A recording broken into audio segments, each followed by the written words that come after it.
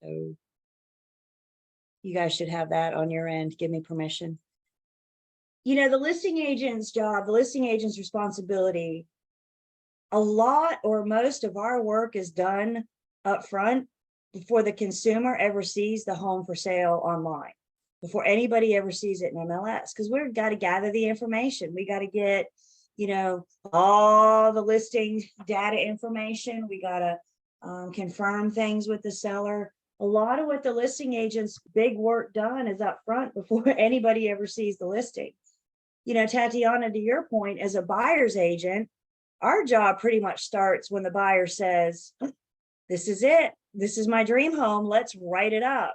Because up into that point, we're just going around looking at pretty houses, right? And a lot of people think that's what we do as real estate agents. We just spend all our days going around looking at pretty houses. You guys learn they're not all pretty, are they?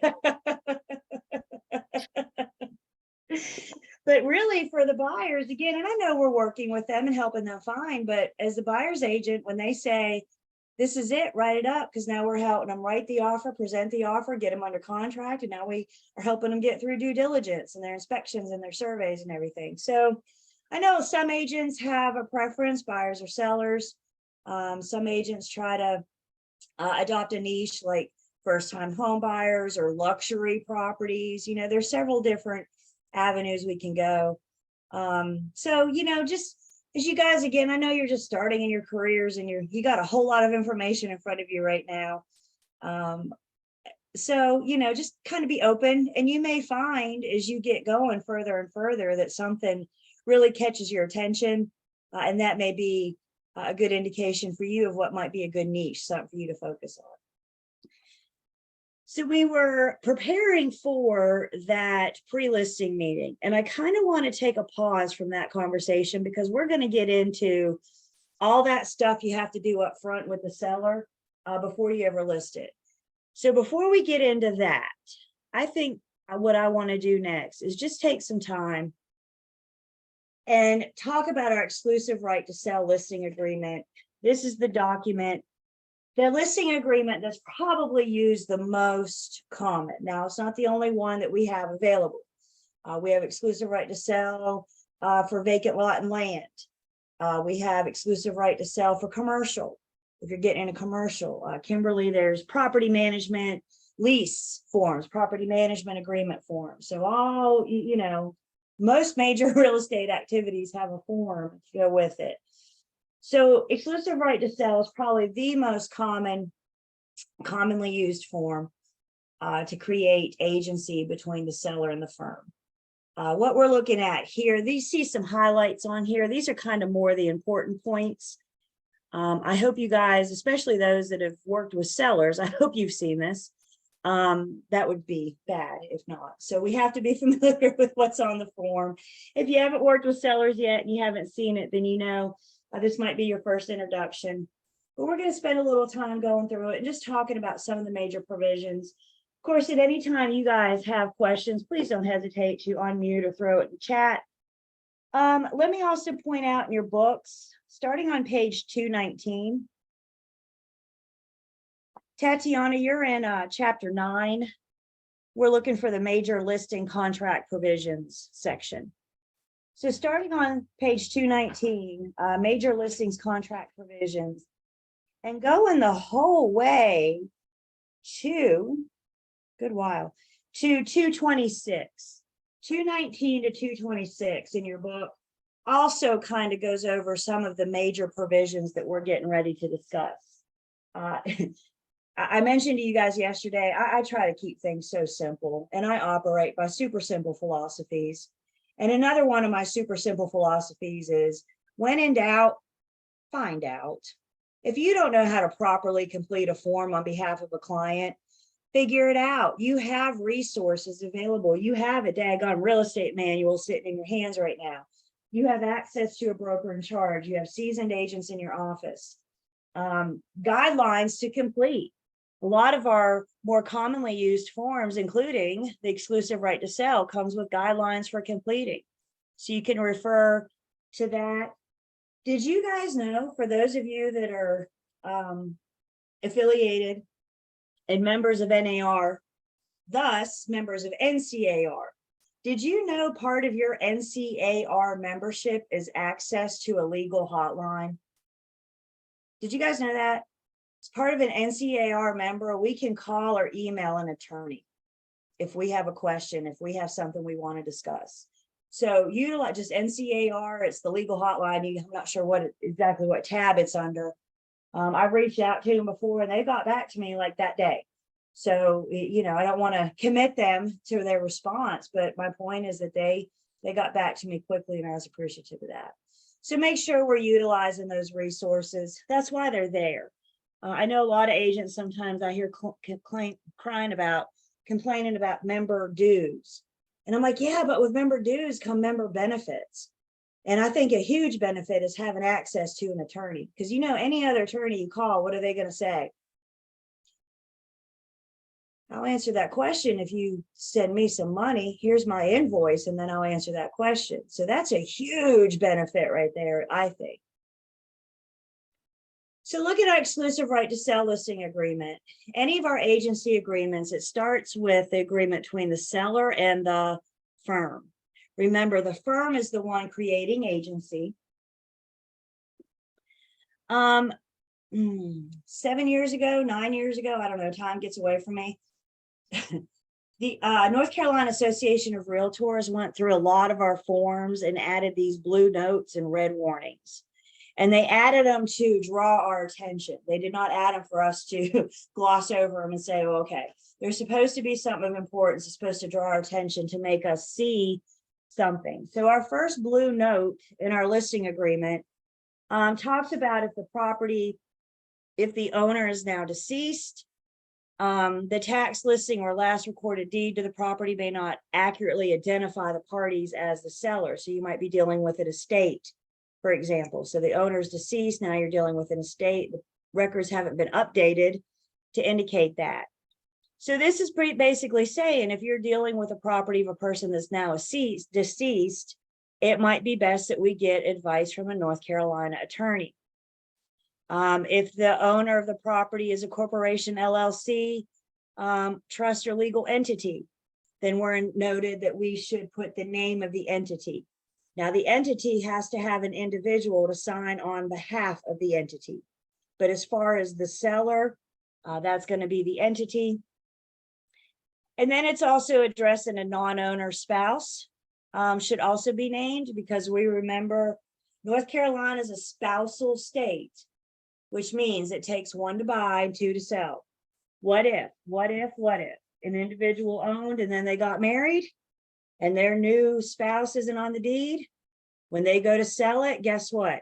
They're married when they sell it. So even though spouse wasn't around when we got married, spouse was never added to the deed, but now that we're selling and we are married, one to buy, two to sell. So it's really important that we're always getting everybody's information, everybody's name on our agency agreements. We need everybody on board on day one.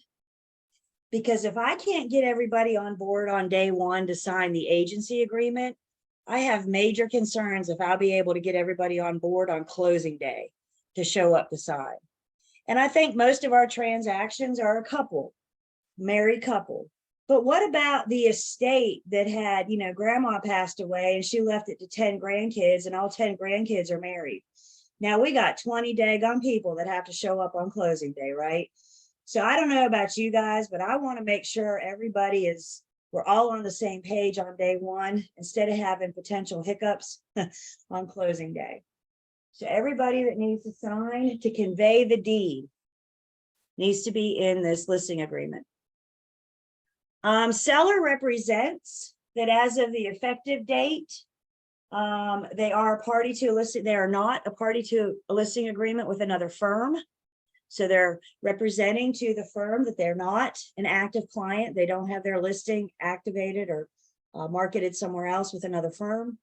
Seller also represents that they've received a copy of the Working with Real Estate Agent disclosure and reviewed it with the firm. That's kind of past tense there, isn't it?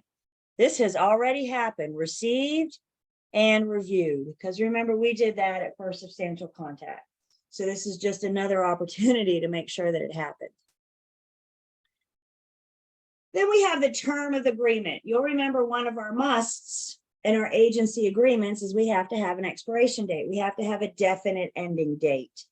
So the term of the agreement, it's going to begin on the effective date being whenever we signed it. And it's going to end. This is pretty specific, isn't it? When does it end? 11:59 p.m. on whatever date we put in there. I like that. They don't leave it for chance, do they? If we just put a date in there, you're going to have somebody say 12:01 a.m. You're going to have somebody say 5 p.m. This way, it takes it away, and we're all, again, on the same page. This agreement shall become effective, and the seller and the firm's respective rights and obligations under this agreement shall commence on the effective date. And then we got to decide what we're going to define as the effective date. The effective date shall be the date that this agreement has been signed by both seller and the firm, or the property is currently listed for sale exclusively with another firm. Seller represents that the current listing expires on. So now our effective date shall commence immediately upon the expiration of the current listing. So we have a couple options here. If that seller is not listed, we can start the effective date today. Understand, the effective date and the marketing date may be different. So the effective date is just when we enter into this agreement. We'll see the marketing date in just a second. Again, as the listing agent, there's a whole lot of work to do before this is available to go in MLS, isn't there? And remember, you guys, when we are performing any kind of agency services for the owner of a property, may that be for sale or for rent, I cannot perform a single service without having a signed agency agreement in place. So with that being said, I think the listing agreement would be quite challenging to have the effective date and the marketing date on the same day. Because if we're signing this agreement today, the effective date, that means, and we want the marketing date today, that means I got to get in the house, measure it, take pictures, process all that, get my information for my listing data sheet. I got to do all that, get my RPOD signed. I got to do all of that today. For those of you that have had listings and measure and listings, sorry, I'm just curious, did you guys measure and do your own pictures, or did you outsource? Did you have somebody else do it? I'm just curious. I do my own measuring, but I've hired the pictures every time. So you hired the pictures? Okay, good, good. Thank you, Camille. And Tatiana, you had a list? No, you haven't had it. You're getting ready for a listing. That's right. So your listings, you are. Yeah, but I'm gonna, take it out because God forbid some of those numbers be wrong. There's some risk with measuring, isn't there? I hear you absolutely. And we're going to talk about measuring today. Thank you guys for sharing. My point is it would be really hard whether you're going to do it on your own. If you have to outsource, if you want somebody else to do your measuring and pictures, you got to be sensitive of their schedule. Not unless this is a family member or a spouse. It's going to be hard to call them and say, I got a listing today and I need you to come out this afternoon and get this thing measured. Right? So we need to be sensitive. And that's why we have different dates, effective date versus marketing date. And then the last point of the term of the agreement is the actual expiration date. This agreement shall terminate at 11:59 p.m. on. And again, you guys, when any of our forms, any of our pre-printed forms ask for a date, please put in a specific date. Don't try to put in this mess of 30 days from the effective date. That gets confusing. The consumer gets confused. Honestly, the agent gets confused. So let's make sure we're all on the same page and just put in an actual date. So that's our term of the agreement. The next provision is we need to identify the property. So we have our street address, city, zip, county. And because this is a North Carolina form for a property located within the state of North Carolina, they went ahead and filled out the state for us. That's one less thing that we have to do. When you are conveying property, we need more information than the street address. If I may word that differently, when you are selling or conveying property, The street address alone is not sufficient. A listing agreement is not a document to convey property. A listing agreement is creating the agency relationship between the seller and the firm. So technically, we do not need anything more than the property address. However, we know eventually this listing is going to turn into a contract. The contract is a document to convey property. So because we know we're going to need it eventually, let's go ahead and get the legal description. We know we need a lot of this for MLS anyway. So go ahead and look this up now, because we know we'll need it throughout the transaction. So with the legal description, we're instructed to complete all applicable. So what's the subdivision, tax, PIN, or PID, depending on what county you're in. What's your deed, book, and page, etc. This blue note is just talking about the importance of getting that information, commonly used to put in the contract. So to minimize the potential for disputes, it's highly recommended that the seller and the agent describe in writing what items the seller is willing to convey. That's about our fixtures and personal property. So we'll talk about that in a second. That's not what I thought it was. So in addition to the street address, again, we want as much information about the property as we can, because we know we need it. I do want to pause here for a second, point out a few things you're going to see on the bottom of the first page of any of our pre-printed NCAR forms. So you can see on the left here, if you're a member of NCAR, you're a member of NAR. If you're a member of NAR, you can rock that capital R. If you're not a member of NAR, you can't rock the capital R.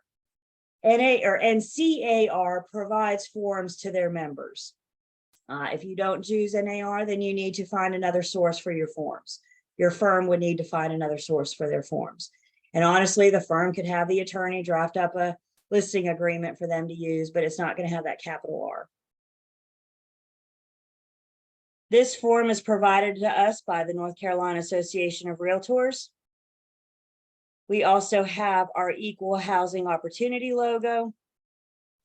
And then we also know which form it is and when it was last revised. You may find the numbers aren't important, except there are so many daggum forms, you guys. And if you've looked through NCAR's library trying to find a form, it can get a little tedious. So you might find that somewhere in your career, you identify forms. For example, this one is 101, just as a commonly used form. And it's a lot easier to find if you have an idea of what that number is. I will tell you, if it helps, when we look at NCAR forms, 100 series forms are for sellers, 200 series forms are for buyers, 400 series are property management, 500 series is commercial. So depending on where you go, what you're looking at, you have a better idea of what series of numbers, and again, that can help point you in the right direction. Anybody flip through NCAR's form library yet? Scroll and scroll and scroll and scroll and scroll and scroll, and you wonder if that's ever going to end. There are a ton of forms out there. So if you ever find yourself saying, I wonder if there's a form for that, get with your BIC or go to NCAR, because there's a really good chance that there is. And if not, the attorney will help us draft one. Okay, so this blue note, I got ahead of myself. This is addressing the future paragraphs of 3 and 4. We know fixtures and personal properties are going to show up in the contract. So we need to have this conversation with the sellers up front before a contract ever happens. As we're going through the home, are you willing to leave any personal property? Are you going to take any fixtures? Because if you're going to take any fixture, sellers, we need to have this conversation right now. So having these conversations up front, we know what to expect when the contract comes in. So the first section here, it starts with the fixtures. And then you see we have a list of fixtures. The last update we got in July, our fixture list added exercise equipment devices that are attached. Apparently the year of COVID, everybody ran out and got workout equipment like those tonal mirrors and stuff like that. and they came home and hung up their tonal mirror, and then they sold their house and they thought they were going to take it with them, and it turned into a thing. Would a mirror not be a fixture? Is the mirror attached to the wall anyway? So there, to me, there was a huge misunderstanding, but it was big enough that it was an issue, and it was an issue that landed a new fixture in the fixture list of our offer to purchase and contract. What the recommendation is when you're getting ready to meet with a seller is that you go through, or you have a discussion with the seller about this list. Because this list that you're looking at is the exact same fixture list that shows up in the offer to purchase and contract. So this is what a buyer's going to see. This is what a buyer's agent's going to see. And we need to know now, is the seller planning on taking any of this? In a perfect world, the seller's going to take it down and repair or replace with what they're willing to convey, with what they want to leave, before you and I ever show up for picture day, before we ever list the property, before a buyer ever sees that fixture. Seller takes it down, buyer never knows it's there, it never becomes a thing. Do we live in a perfect world? No. So, while that's the easiest, cleanest, simplest solution, be prepared for the seller that says, I'm not taking that down until I move. Okay, that's great. Listing agents, it just became your responsibility to know, to let every buyer that looks at that property know that when they buy, that fixture is not going to be there. Listing agent, it's your responsibility to make sure that when the contract comes in, that fixture is excluded. If the buyer sees it as a fixture per this list and it is attached, we need to make sure it's excluded from the offer to purchase and contract if the seller plans on taking it. Unpairing or deleting data from devices. Our houses are getting really smart, aren't they? I mean, our houses are getting really smart. So anything that the seller, maybe the Ring doorbell, for example, the seller should unpair the Ring doorbell. So their factory, go back to the factory reset, factory settings. So the new owner can come in and connect themselves to anything. Y'all, we got smart refrigerators now. You can get an app for your daggone refrigerator. So when you're in the store, if you can't remember if you need milk, you can just pull your phone, pull the app up and look in your refrigerator while you're standing in the store to see if you need milk or not. I'm not really there yet. I'm still old school, pen and paper on the refrigerator to write down milk. Is that a little scary? I mean, we're getting very, very, very smart. Our homes are getting very smart. So as we're talking with sellers, especially, we need to talk about some of these smart devices. And if they're going to stay, making sure that the seller unpairs and sets everything back to factory reset, factory settings. We also need to have a conversation about leased items. The seller can't convey what's not theirs. So if something's leased or not owned, then it needs to be excluded. You might have satellite dishes, antennas, security systems, etc. So again, having these conversations with the seller, because we can anticipate this coming up when we get that offer.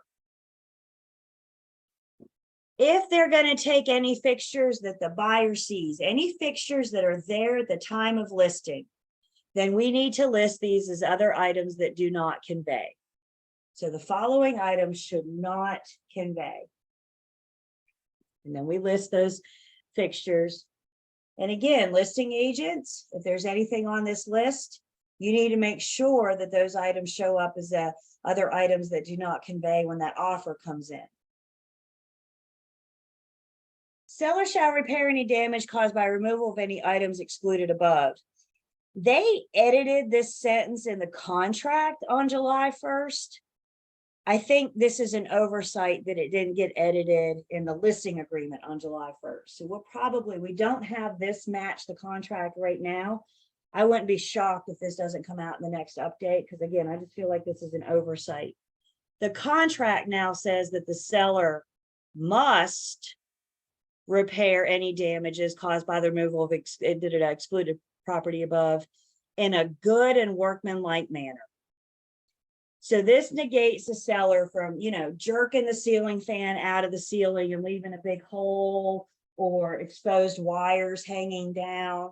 You know, good and workmanlike manner. I think we tend to chuckle when we hear that because, boy, that's subjective as all get out, isn't it? The seller with the hammer thinks they're doing a good job. The buyer that wants to buy thinks that it's a, you know, seller with a hammer and access to YouTube channel, you know? So good and workmanlike manner gets super subjective really fast. That term is meant to mean according to standards. So it's not meant to be a little hurdy-hard, good work. It is meant to mean according to standards. So if the seller doesn't do it in that good and workmanlike manner, the buyer may have a leg to stand on. The other thing added to the contract regarding this is a note that says if the buyer wants how the fixture is removed, if they want to specifically address that, then they need to consider using the additional provisions addendum. So if they want, you know, the electrician to remove the ceiling fan, for example, then they need to specify that in the additional provisions addendum. So if they're not comfortable with that good and workmanlike manner, which I get, then they have that ability to specify how they want that done.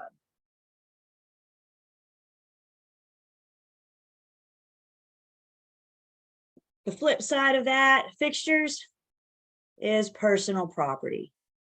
Ask the seller, are you willing to leave the fridge? Because you know what the offer is going to ask for? The daggum refrigerator. What about the washer and dryer? I mean, we start learning these commonly requested things. The seller's under no obligation to leave the fridge. I had sellers tell me once that their refrigerator, which was really nice, by the way, was a wedding present. And they said, I know this sounds stupid, but we don't want to part with our refrigerator. And I was like, I don't blame it. It's got sentimental value. And as I mentioned, it was a really nice refrigerator. And she said, is that gonna cause us to lose buyers? And I said, well, I mean, possibly, but I think if somebody can afford to buy a house, they should be able to swing for a new refrigerator too. They need to budget for that when they're buying. So some sellers do want to take their fridge. And again, just have this conversation up front. We want to identify any of the personal property that the seller would be willing to leave. Understand, just because the seller might be willing to leave the fridge doesn't mean the buyer wants it. The seller may say, I want to leave it. But again, I had this case. Seller says, I want to leave the fridge. I said, great. Offer came in. Did not mention the fridge. I called the listing agent and said, I called the buyer's agent and said, my guys are willing to leave the fridge. And she said, my buyers already have their own refrigerator. They don't want your seller's refrigerator. Perfect. So I had to call my seller. Buyers don't want it. He said, what do I need to do with it? I said, just get it out of the house. Put it on Craigslist, put it on the street. I don't care. Just get it out of the house. So make sure the seller understands that they may not want the things that they're willing to leave. I'm starting to see this a lot in MLS, especially on estates. You know, furniture in the property is to remain. Well, I guess, again, that's subjective. Some buyers are going to go, sweet, a partially furnished home. Other buyers are going to go, I already have my own furniture. To me, that's just junk. So again, just have that conversation with the sellers that not all people want your personal property. Comments on fixtures or personal property?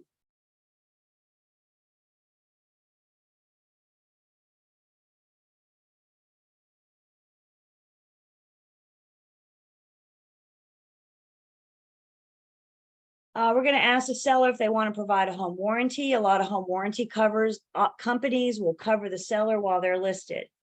So they, you know, if something breaks while we're on the market, the home warranty will cover it. And then when they sell it, I should say, the new owner comes in and they have that 1 year. Your firm may possibly have a preferred home warranty company that they talk to on the regular. There's several out there. You can search around and see which one you may prefer to recommend. Listing price. Seller lists the property at a price of X amount on the following terms. We have got to have this blank filled out before we can ask the seller to sign the listing agreement. I mean, all the blanks are important and we should have a complete form before we ask the seller to sign. But of all the forms, our fields, we cannot ask the seller to sign this without having the listing price in place. Listing agents, this is a big part of our upfront work because we're going to be pulling comps. We're going to be looking at CMAs. We're going to help the seller determine a probable sales price. And based on the probable sales price, what adjustments we need to make for the listing price. Some will recommend adjusting up just a little bit to allow wiggle room for negotiations. Here lately, we haven't been negotiating much. That's something else we're going to start seeing coming back. Here lately, the seller throws a price out and buyers are the ones offering more than the asking price. A lot of how much wiggle room for negotiations we allow is going to depend on the market. So it's a conversation with the sellers with our CMA in our hand. So we have that factual information. Understand the seller sets the listing price. Remember, you guys, I'm a fact finder. I help provide the information for them to make the informed decision. And that includes what do you want to list your home for? So we have this conversation with them. The other thing we need to take into consideration is the terms. Is the seller willing to do seller financing? Are they willing to do a loan assumption? Do we want cash? I don't know many sellers that wouldn't accept cash. Conventional. Not all properties fall in a USDA zone. So if your listing is not in a USDA zone on the USDA map, we can't include it. Not all properties are going to be eligible for FHA and VA financing. In addition, FHA, VA financing, we also have to have property approved. The property has to meet certain criteria.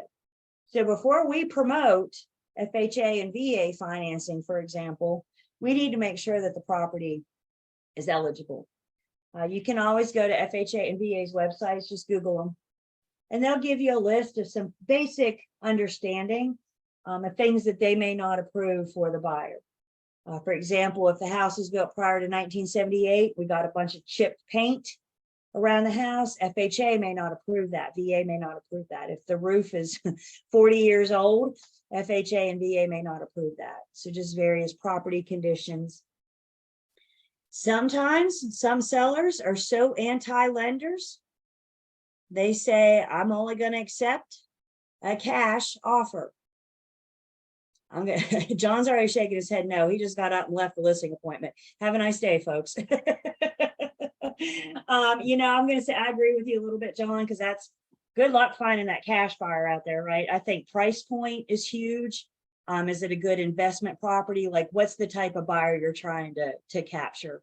If it's a first-time home buyer and a $300,000 price point, we're probably going to need buyers to get loans, aren't we? If it's an $80,000 good investment property, we could probably roll with cash. So sit back down. Don't leave the listing appointment yet. But, again, it's worth the conversation.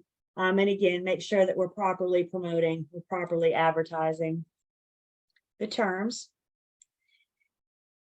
And then we talk about the firm's compensation. Seller agrees to pay the firm a total fee, and usually it's a percentage of the sales price. The firm may also do like a flat fee, for example. So however, we're going to agree to be compensated. And then we talk to the seller about when we earn our fee. Understand, earning your commission and when you get paid are two totally different things. So the listing agreement says we've earned our fee when we bring that ready, willing, and able buyer to the seller, or the property is sold, optioned, exchanged, etc. So technically, we've earned our commission when we bring this ready, willing, and able buyer, when we connect the two. Not quite when we go under contract. A lot of schools of thought out there will tell you that we don't have a ready, willing, and able buyer until we get past due diligence. Because remember, due diligence, the buyer has the option to terminate for any reason or no reason at all. So some may argue, is that buyer ready, willing, and able when they still have this option to terminate for any reason or no reason? That could be a good question for the judge if it ever makes it that far. But just understand it may not be necessarily boom the moment we go under contract. But at some point we identify, we acknowledge that we have gotten this ready, willing, and able buyer. And that's when I've earned my commission. That's when I have earned my fee. We know we typically don't get paid though until and if it closes. Don't spend that money until it's in your hand, y'all. That's the voice of experience speaking. Our listing agreement also has a protection period. The protection period is protecting the firm. So what the protection period says is if within X amount of days after the expiration date, the seller sells the property within X amount of days, the firm may be entitled to compensation. So your firm may tell you how many days they want you to put in here. Is it 3 days, 30 days, 90 days, whatever? There is no right reason, no right answer. It's a negotiable field between firm and seller. And we expire today, for example, and within X amount of days of today's expiration date, if the seller sells to a buyer, I might still be entitled to compensation. Because if we expire today and a buyer brings an offer tomorrow, isn't it stand to reason that that buyer probably heard about the property through my marketing, my advertising? Because we just expired yesterday. There's two caveats to this. The first says that in order for me to get paid from that buyer, any buyer, I've got to provide a list of those names to the seller. So when they sell to a buyer, it's not just any buyer, it's specifically to John and Judy Smith. So we got to provide, if you have an interested buyer out there, maybe they came to your open house, maybe they've done 3 showings, for example, but we have to provide that list to the sellers in order to be entitled to commission under this protection period. The second caveat is if the seller relists with another firm. So if we expire today and they relist with another firm tomorrow, I'm out.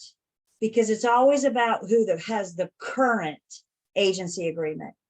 So if we expire today, another firm XYZ takes it over tomorrow, they have the current. When they sell, that firm will get paid.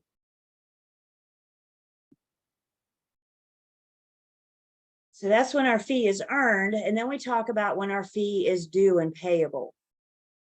The fee will be due and payable at the early of the distributions of proceeds from the sale of the property by the closing attorney. So we earn our commission when we connect that ready, willing, and able buyer.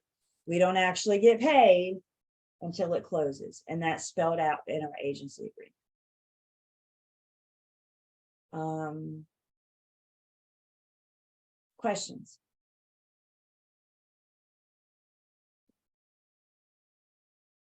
Remember, you guys, this agency agreement is between the firm and the seller. So if, let's say your seller, we go under contract, we found this ready, willing, and able buyer, we're 3 days away from closing. And the seller calls you and says, nah, I've changed my mind, I don't want to sell. Whether or not we go after them for the commission, that's going to be up to the firm. You, the individual agent, can't go after the seller because you are not the one that has an agency agreement with them. And I'm going to tell you guys right now, firms don't really want the reputation of being quick to sue a seller. We know how social media can spread like wildfire, right? And you get a couple sellers out there saying, don't call Julie's real estate shop because if you don't close, she's going to take you to court to collect her commission. It doesn't take long for that word to spread, right? So a lot of firms, and they have different policies for different reasons, but it's been my experience, if it doesn't close, we don't get paid. Comments on that? I think that's the darker side of real estate. Okay.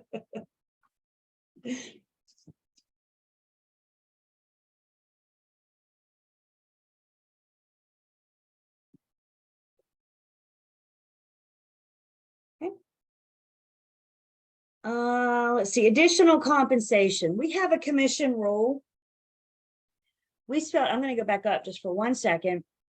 We spelled out up here how much we expect to collect when this transaction is completed. So we tell the seller, we want to expect X amount per our firm's policy.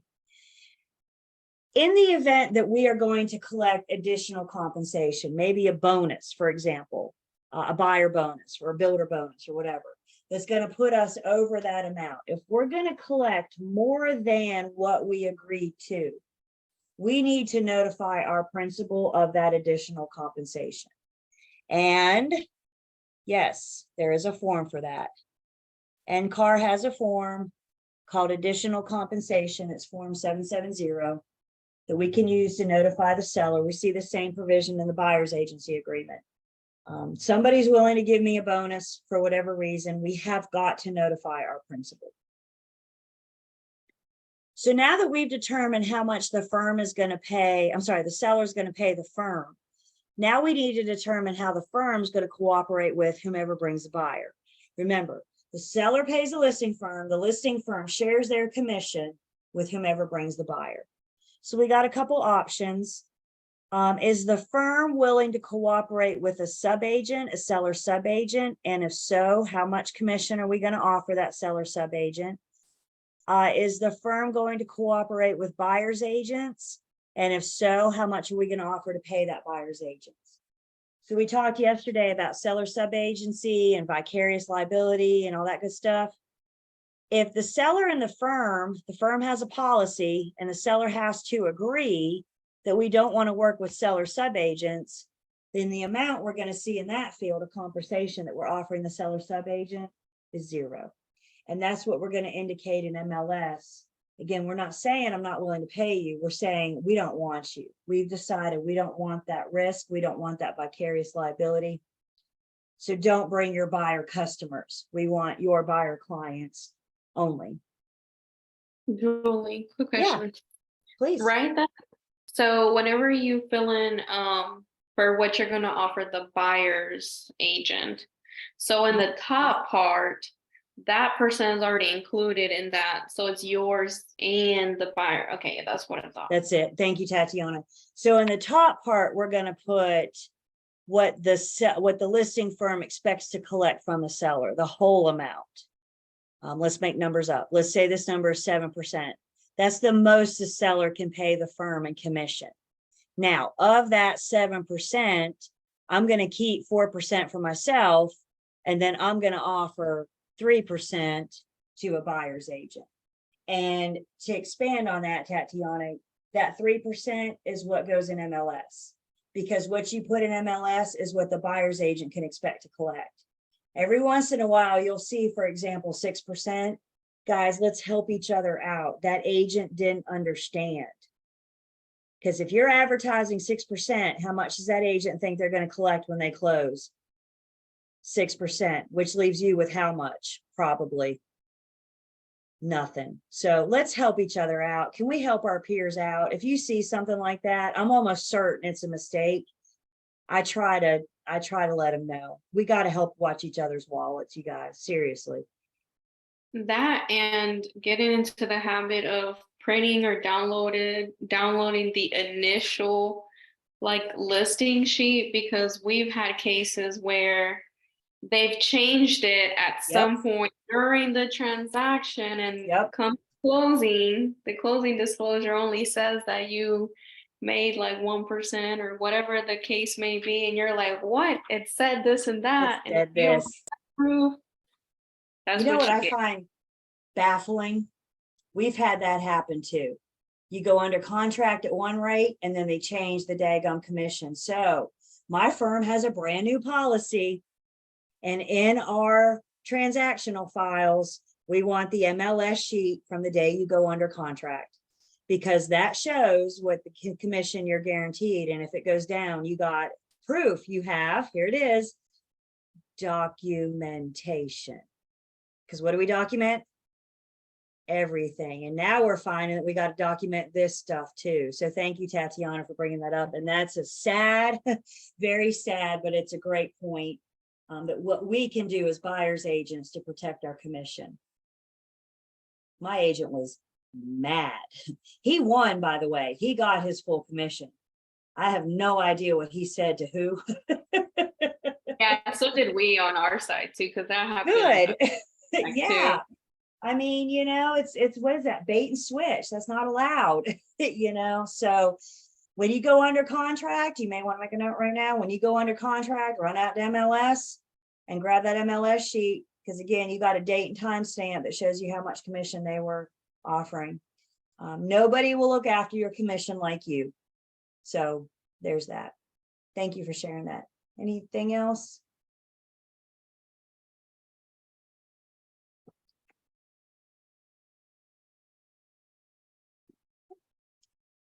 Our agency agreements are bilateral contracts. So firm has duties and obligations to the seller. Seller has duties and obligations to the firm. So we start with the firm's duties to the seller. First off, our note is reminding the seller that we are realtors. We have a certain code of ethics that we have to follow.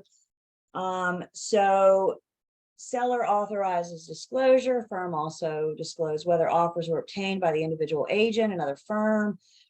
We have a duty to present all offers, not only under the real estate commission, but also under NAR. So the firm's duties to the sellers overall. Well, I'm going to do my best effort to find a buyer. That's what you hired me to do. List, market, advertise, and sell your property. Find you that ready, willing, and able buyer. The firm has a duty to disclose the material terms of the offer. So again, reminding the seller that we have a duty to present all offers, even the insultingly low offer that's just going to make your seller mad. We still have a duty to present that. I'm a big fan of communication and setting the expectation. Tell your seller up front, especially as this market's that pendulum swing and this market's adjusting.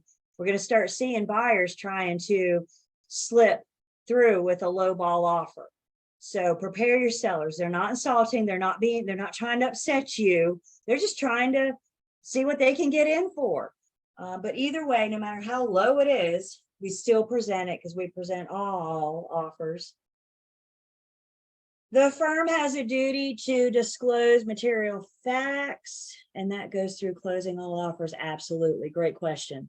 So we're under contract and we get an offer. Do I have a duty to present that? Yep. If we accept it, we'd have the backup contract addendum. So we have a form for that. Yep. 2 minutes before closing, we get an offer. Do we have to present it? Yep. Because we present all offers. What happens if, like, for example, in that situation where you're at closing, you get this offer and they're like, oh, I'd rather take this offer instead of closing.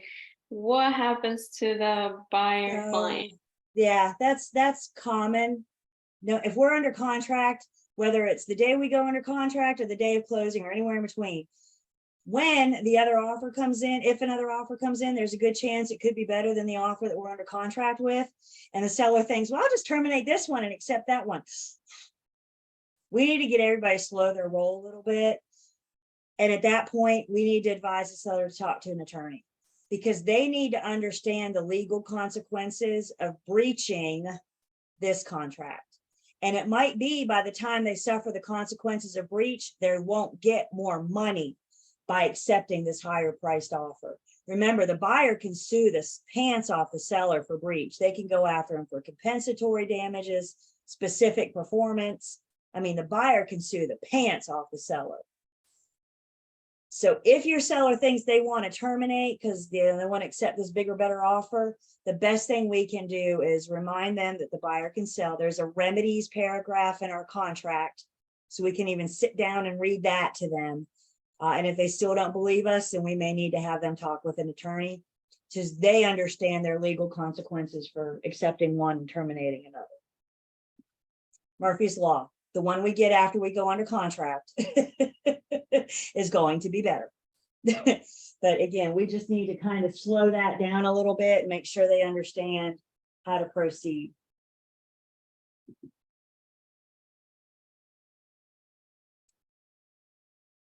Other duties to the firm, they have this duty. Here's our disclosure of material facts. We always have a duty to disclose material facts. Offering other professional services. This is more relevant for the buyer, I think, and we do see this in the buyer agency agreement. But the seller may look at you and say, I need a handyman, I need an electrician, I need a plumber, I need a general contractor, I need a landscaper, I need a painter, you know, I need somebody to come over and do some work to get my home ready for listing. Who do you recommend? So that's what this paragraph is addressing. Make sure that when you're recommending other vendors, let's try to give them options. Never look at a buyer or seller and say, you're going to use this home inspector.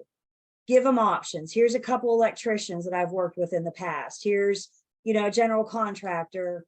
Here's another one that somebody in my firm has worked with. How many of you that are affiliated, your firms have a preferred vendor list? They hand you, I see head bobs. Yeah. So you guys are new and you may be sitting there going, well, I don't know any electricians yet. Check with your firm because they probably have experience. Other agents in your office have experience. You will meet all these people, I promise. But as you're getting there, check on your firm preferred vendor list or whoever your, you know, agent you've buddied up with.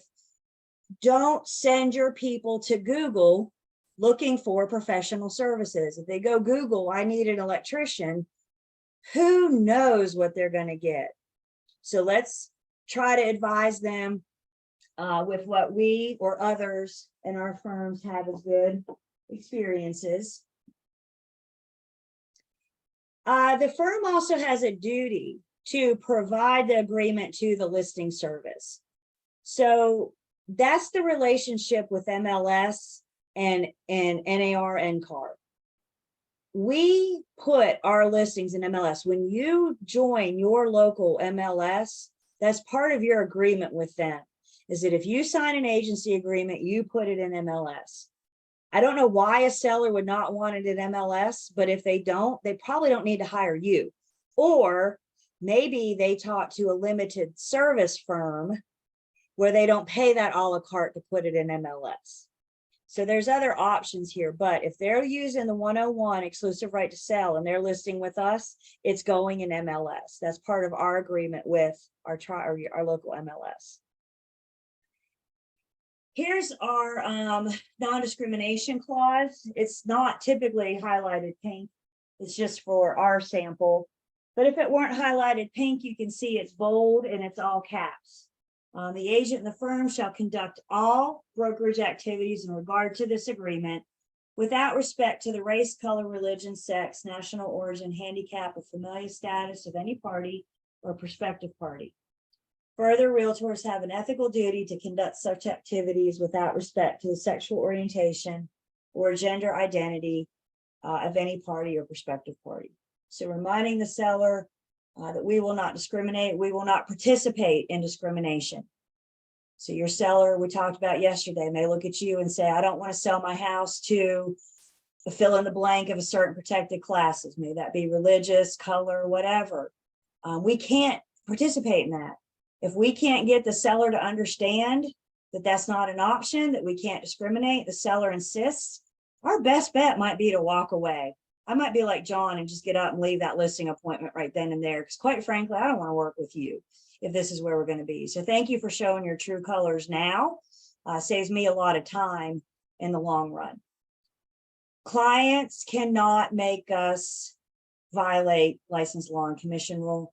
They cannot make us violate the other applicable acts that we have to follow. And that does include federal and state fair housing. Our first red warning in the listing agreement is addressing, I always call these love letters. What's the commission or NCAR call them? Buyer letters to sellers. I don't know. I always called them love letters. Again, we're not seeing this as much as what we did a couple years ago, but you may have a buyer that wants to submit a letter to the seller about why they should pick you, why they should pick your offer, select your offer. The warning here, some firms have a policy that may say we're not going to present these. They haven't ruled them out yet. They haven't made them illegal yet, but this is like proceed strongly with caution. The concern here is when the buyer starts talking about themselves, it's really easy to bump into fair housing violations. So if the buyer writes a letter, you should pick me because I can see my family and I spending Christmas Eve in your lovely living room. We just hit on two, didn't we? Family and religion, familial status and religion. In one dang sentence, we hit on two violations of fair housing. That's the concern, you guys. And if you do, as a buyer's agent, present a love letter to a seller, I would edit it and I would make sure there's nothing in there that mentions anything about the buyer's race, color, religion, sex, national origin, handicap, or familial status. Make sure we're not hitting on any of those protected classes. I had buyers do the love letter once. They wrote it from their dogs. They included pictures of their dogs, no people, none whatsoever. It was a nice backyard, and it was written about how much the dogs would enjoy playing in the backyard. Was that a stretch? I don't know, but they wanted to, and well, they won, so something. That golden doodle, sent a picture and everything. So maybe be creative and think outside the box. Remember, fair housing, agency, first substantial contact. There's so many things that we can say, that we can talk about the property all day long. But throw caution when those conversations switch gear to the people. And that applies to fair housing as well. Comments on that? Have you guys dealt with buyers' love letters yet? I say yet, because you will.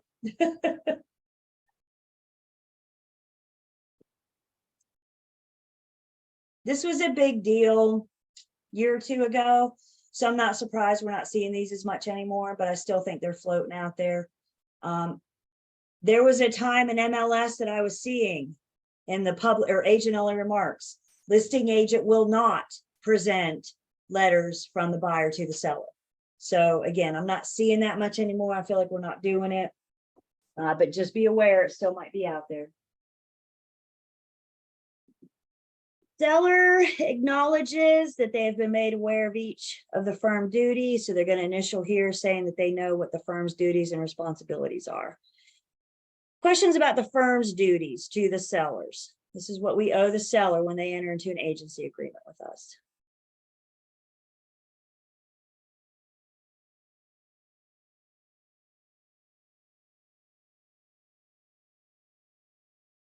Okay. Then we have our marketing. So again, there's two different dates going on in our listing agreement typically. The effective date is the date that we enter into this agreement. The marketing date is the date that we're going to start marketing or advertising the property.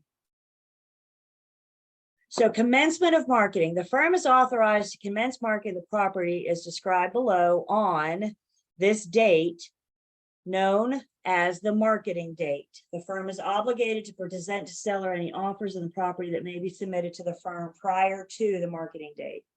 MLSs are getting strict.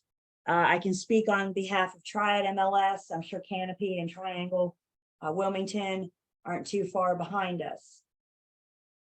Triad MLS, I have a 24-hour window to get it in MLS. From the time we start marketing to the time I get it in MLS, I have a 24-hour window. Again, I don't know about others. I'm not sure what Canopy's or Wilmington's is. Kimberly had to restart her computer, so she'll be back with us in a second. I don't know what Triangles is.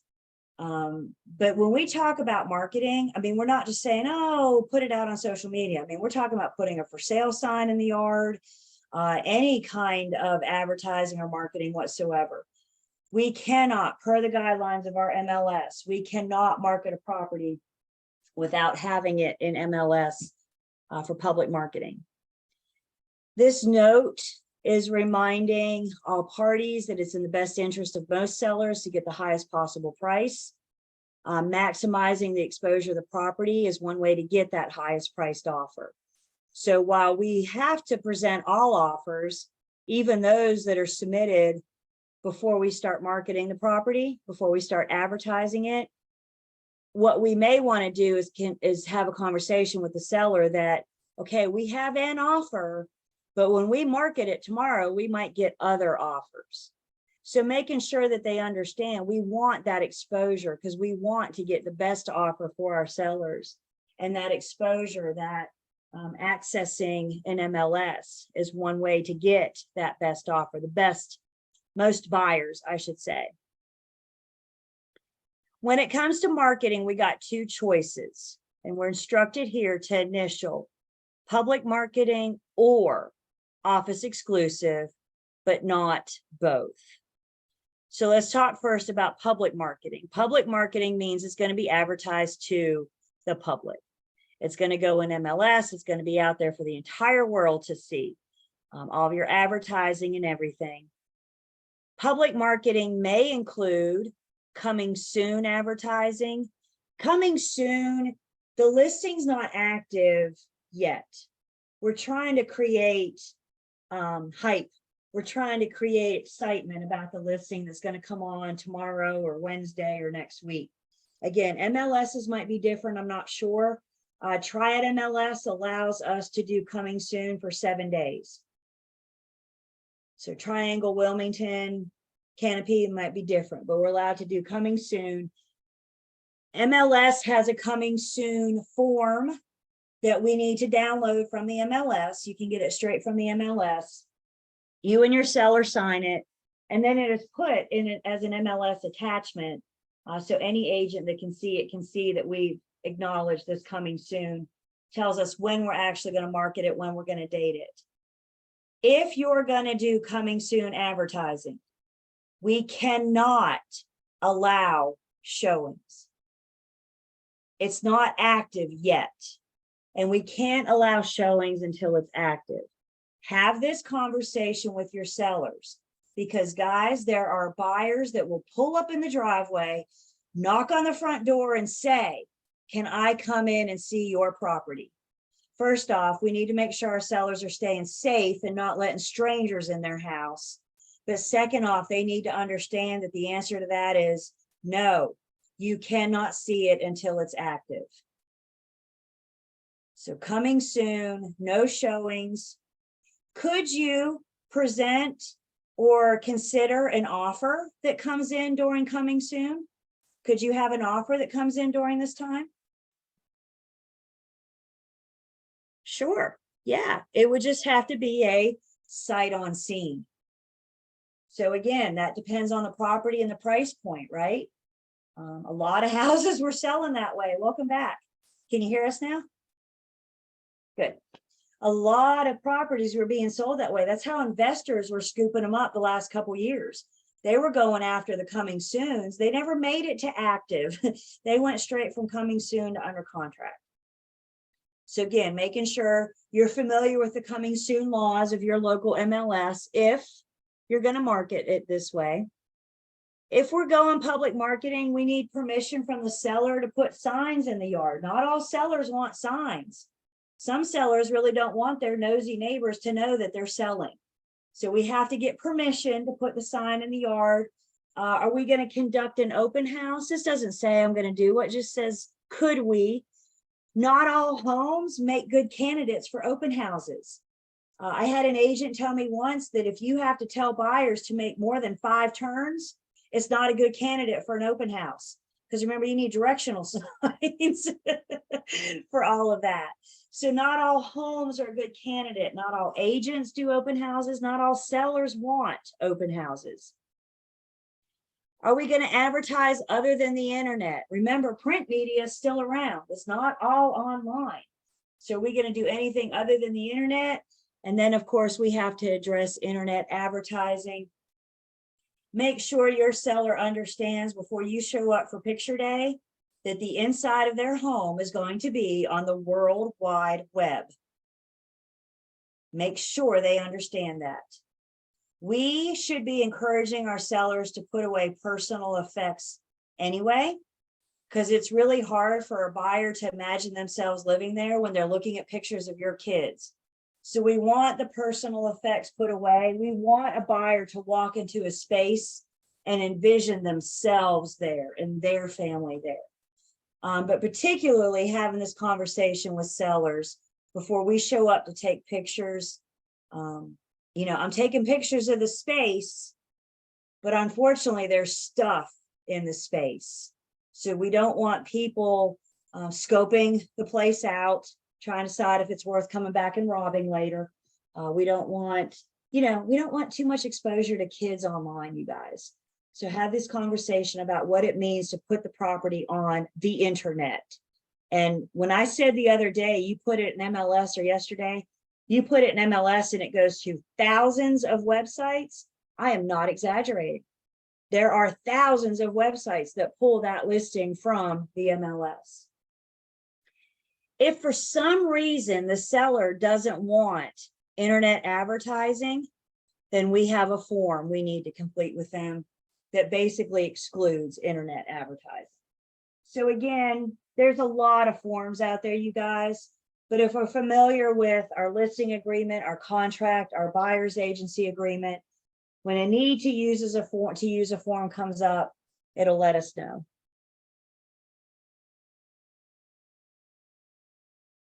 So we did public marketing was one of our options. The other option is office exclusive.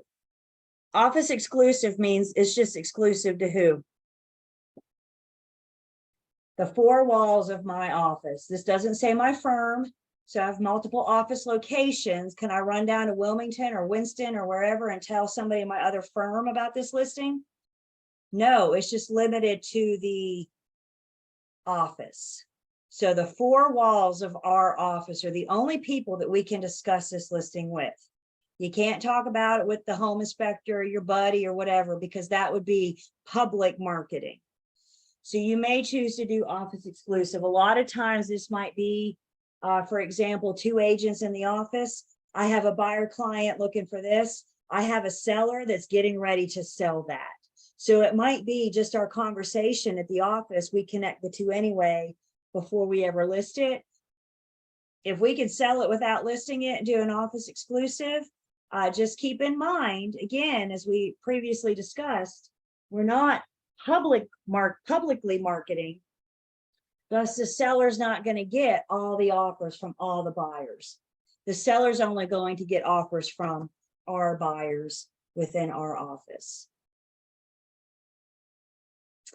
Also, if you do an office exclusive, once it's closed, the recommendation is that we put it in MLS for comp purposes only.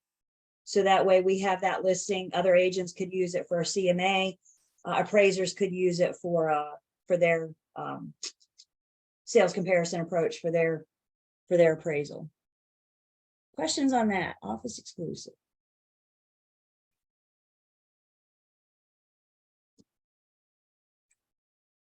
Whether or not we're going to put lock boxes, key boxes, combo boxes, Sentry, Supra, whatever your MLS uses on the property. Seller acknowledges and understands that while the marketing service selected above will facilitate the showing and sale of the property, there are risks associated with allowing access to the property that are not in control of the firm. So for example, I don't have any control of unauthorized use of a lock or a key box. Sometimes agents put the house key in their pocket. They do the showing.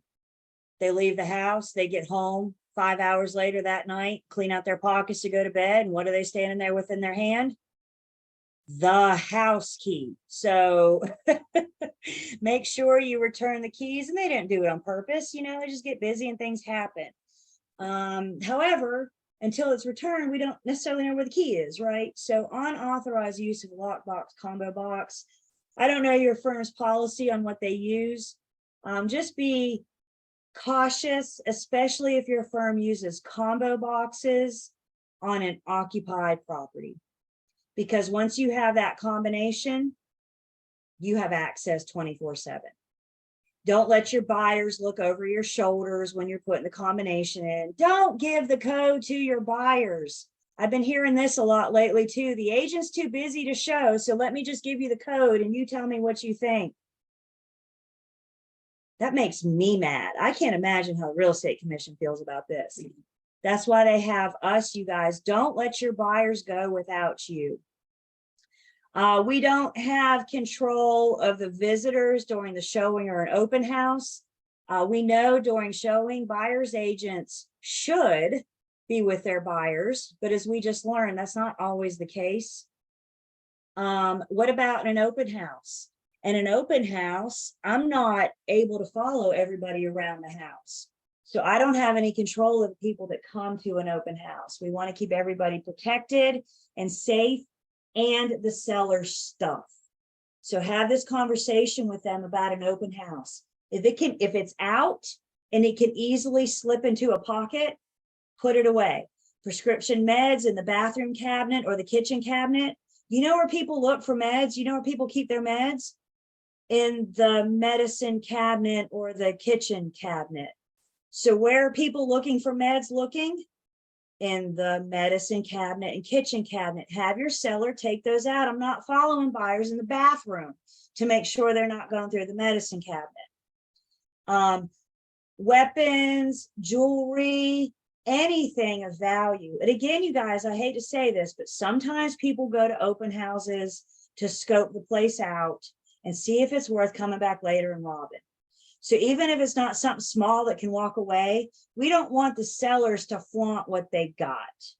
Again, they got to pack and move anyway, right?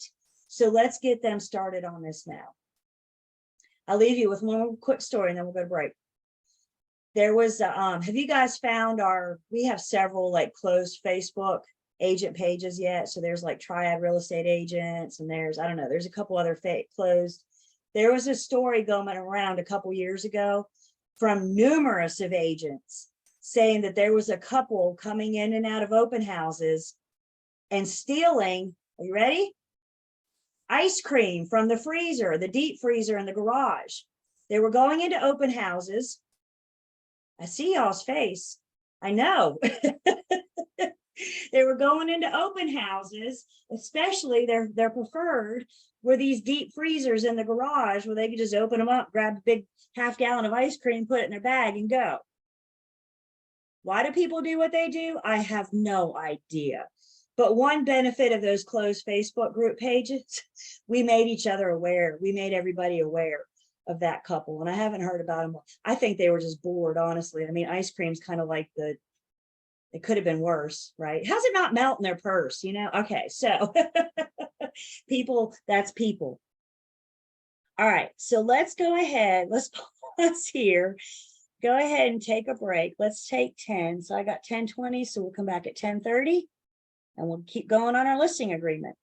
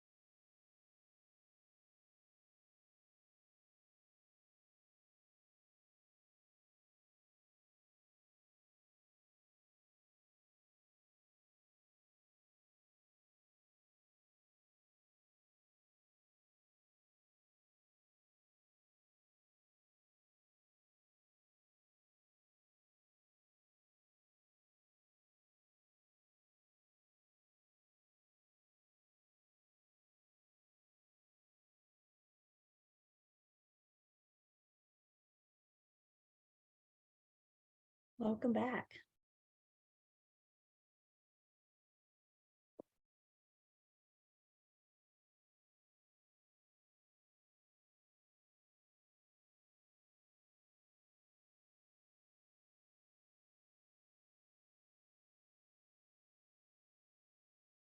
Okay.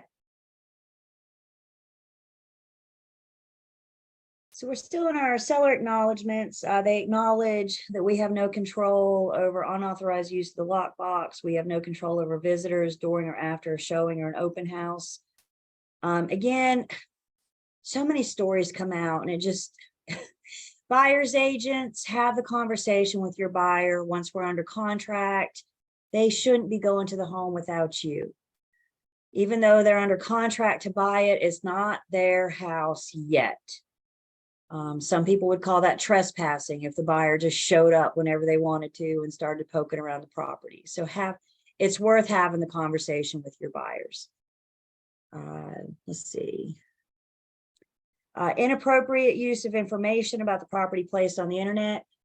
The seller, make sure the seller understands, I only have control of MLS. When MLS feeds to those thousands of websites, I have no control over what MLS feeds to Zillow, or what Zillow receives from MLS or Realtor.com or ExpressHomesRealty.com or whatever. The thing to understand is, with all thousands of those websites, the fields vary. There's not a universal field. So for example, what Zillow might call,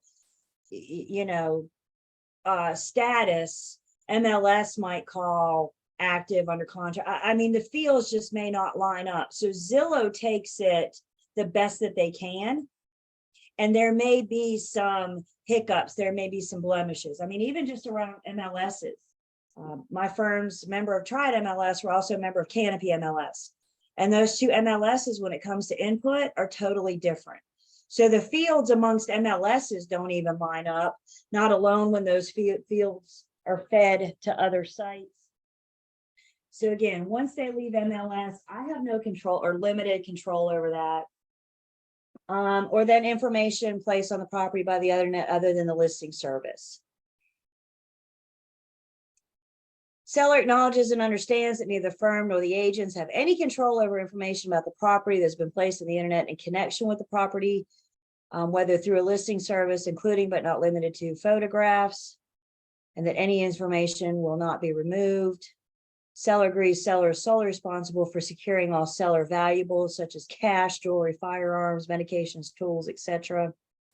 Seller agrees to release and discharge firm or firm's agents from all claims, demands, rights, and causes of actions not caused by the firm's negligence arising out of any such marketing services. Then we got a big red warning to our sellers. This is letting the sellers know you can have video. You cannot have audio without the person you're recording's permission. I need you guys to just assume when you go show property, there are cameras in the home. You guys know what? It's 2023. Let's conduct our lives as if we're on camera, because there's a really good chance that we are. What we need to make sure that the seller understands, they shouldn't be sitting there on their phone listening to the conversations. And yes, that does include the Ring doorbell. So they need to mute or turn off or whatever that audio. They should not be listening. With that being said, as a buyer's agent, before we start showing property, I tell my buyers, the sellers shouldn't have audio. Is everybody going to follow the rules? Unfortunately, no. This is the deal, you guys, from a buyer's agent's point of view. My buyer walks in the front door and says, oh my God, that's the tackiest paint color I've ever seen in my entire life. That's fantastic. That's their opinion. I don't care about that. What I don't want is my buyers walking in the front door going, this is my dream home. I'm going to do anything for this home. And the seller sitting there listening to it. And what did the seller just hear? Money, money, money all day long. So make sure, and some of I've had buyers, they're so cute. After I have this conversation with them, I can't get a word out of them until we get back in the car or back to wherever we're going. Then they're like, da da da da da. Just make sure that they're aware. We don't want them saying anything to hurt their negotiation powers. And have a conversation with the sellers as well. Anybody come across this yet? John already has. Yeah. We had a firm I used to work with.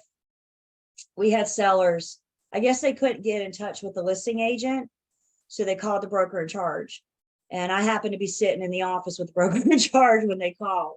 And they called and said, we heard that the buyers were interested and we want our agent to reach out and see if they're going to make an offer. And my BIC said, if you haven't talked to your agent, how did you hear that the buyers were interested? How did they hear? They had that audio. They were sitting there listening. That squashed that pretty quickly. I don't know if the sellers meant to volunteer that, but in their excitement, they volunteered that information. So again, it's about setting the expectations, having that conversation up front. We're going to talk to the seller a little bit about the earnest money deposit. Firm does or does not maintain a trust account to hold earnest money. Any additional earnest monies or initial or additional earnest money shall be held in an escrow that will be named in the sales contract until consummation or termination. Any earnest money forfeited by reason of the buyer's default under a sales contract shall be divided equally between the firm and the seller. Anybody's firm does that? I've never worked with a firm that splits the earnest money if the buyer terminates. But guess what? It's in the listing agreement. So could the firm do that? It's right there. Could they? Check with your firm's policy on that. In no event shall the sum paid to the firm because of a buyer's default be in excess of the fee that would have been due had the sale been completed. In accordance with this North Carolina general statute, if a dispute regarding the return of earnest money arises between the seller and the buyer, the escrow agent cannot resolve the dispute. And if the parties can't agree what to do with the earnest money, then at some point in time, the escrow agent has to release it to the clerk of courts and let the two go downtown and hash it out. So in other words, the escrow agent is an impartial third party that cannot make any decisions whatsoever about what happens to that earnest money if we terminate.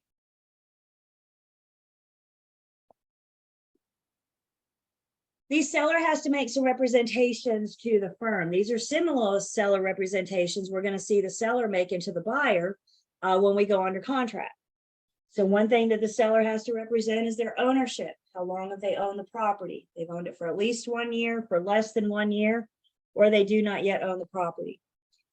How long they've owned it, particularly this less than 1 year, may be of interest to the lender. Some loan programs, for example, say the seller has to own the property for like 90 days. That's FHA. The seller has to own it for 90 days before they can sell it. So if you're working with an investor and your buyer thinks they want to get FHA, this would throw an alert to the lender, for example. Does not yet own the property. About the only time I've seen that example is when the buyer has hired a builder to build a property. The builder is going to acquire the land, build the house, and then sell the package deal to the buyer. And when we are forming this agreement, particularly the contract, the seller, the builder, may not own the property yet. They may be in the process of purchasing the land so they can build. One example, when they don't yet own it. Maybe it's a rent to own situation. The tenant's guaranteed it at the end of 2 years or something, so they don't own it yet. Seller has to represent that they are or are not under bankruptcy protection. Seller needs to represent that it is or is not contemplating seeking bankruptcy protection. Access to the property, there's a legal access with public right-of-way. If it's a private road, easement, other, there is or is not an agreement regarding the maintenance of the private road. If there is, seller agrees to provide that to the firm so the firm can share that with the buyer. If there's a manufactured mobile home on the property, if so, what is that information? Is the property in an owners association? Or do we have a property management HOA company? So if so, what's that information? What's that contact information? This was new just in July 1st. Our seller is or is not a foreign person is defined by the Foreign Investment in Real Property Tax Act. This FIRPTA was always discussed in the contract, whether or not if the seller is a foreign person, and there's other things they may need to do to be in compliance with that FIRPTA, Foreign Investment in Real Property Tax Act. They just added this to the listing agreement this year, just so we can start the conversation, because we know it's going to come up when it comes to closing. There just may need to be another form that they need to sign, but we need to alert the attorney to get it ready so they can sign that at settlement. So whether or not they fall under that category. Seller represents that they've received sample forms. So if you're going to provide them with a sample offer to purchase and contract, if you're going to provide them with a sample professional services disclosure and election, then we're going to have the seller check those boxes. If you're not going to provide them, then don't have the seller check the boxes. Like we said yesterday, anytime we put a form in somebody's hand, a consumer's hand for them to look at, it needs to have that sample stamped across it so they don't take it and use it for their own purposes. Then we say each of the following representations are made to the best of the seller's knowledge.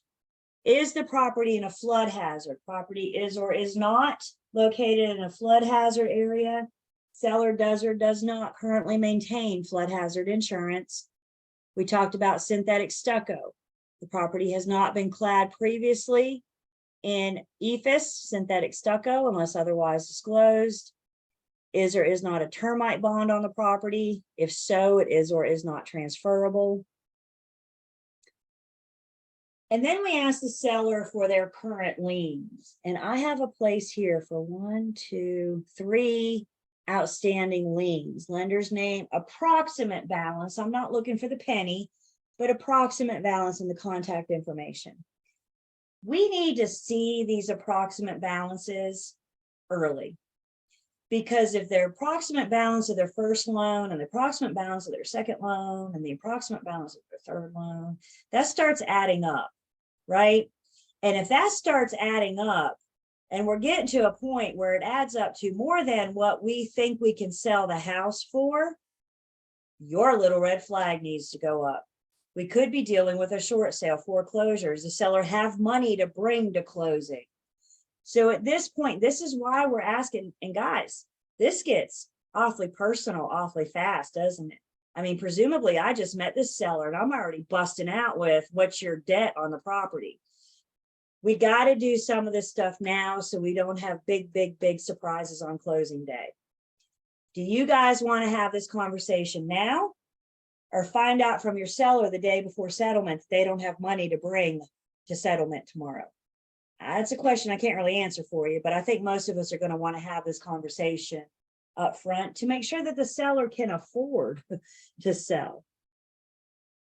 If you have more than 3 outstanding liens, deeds of trust, etc., just include additional piece of paper to put it in.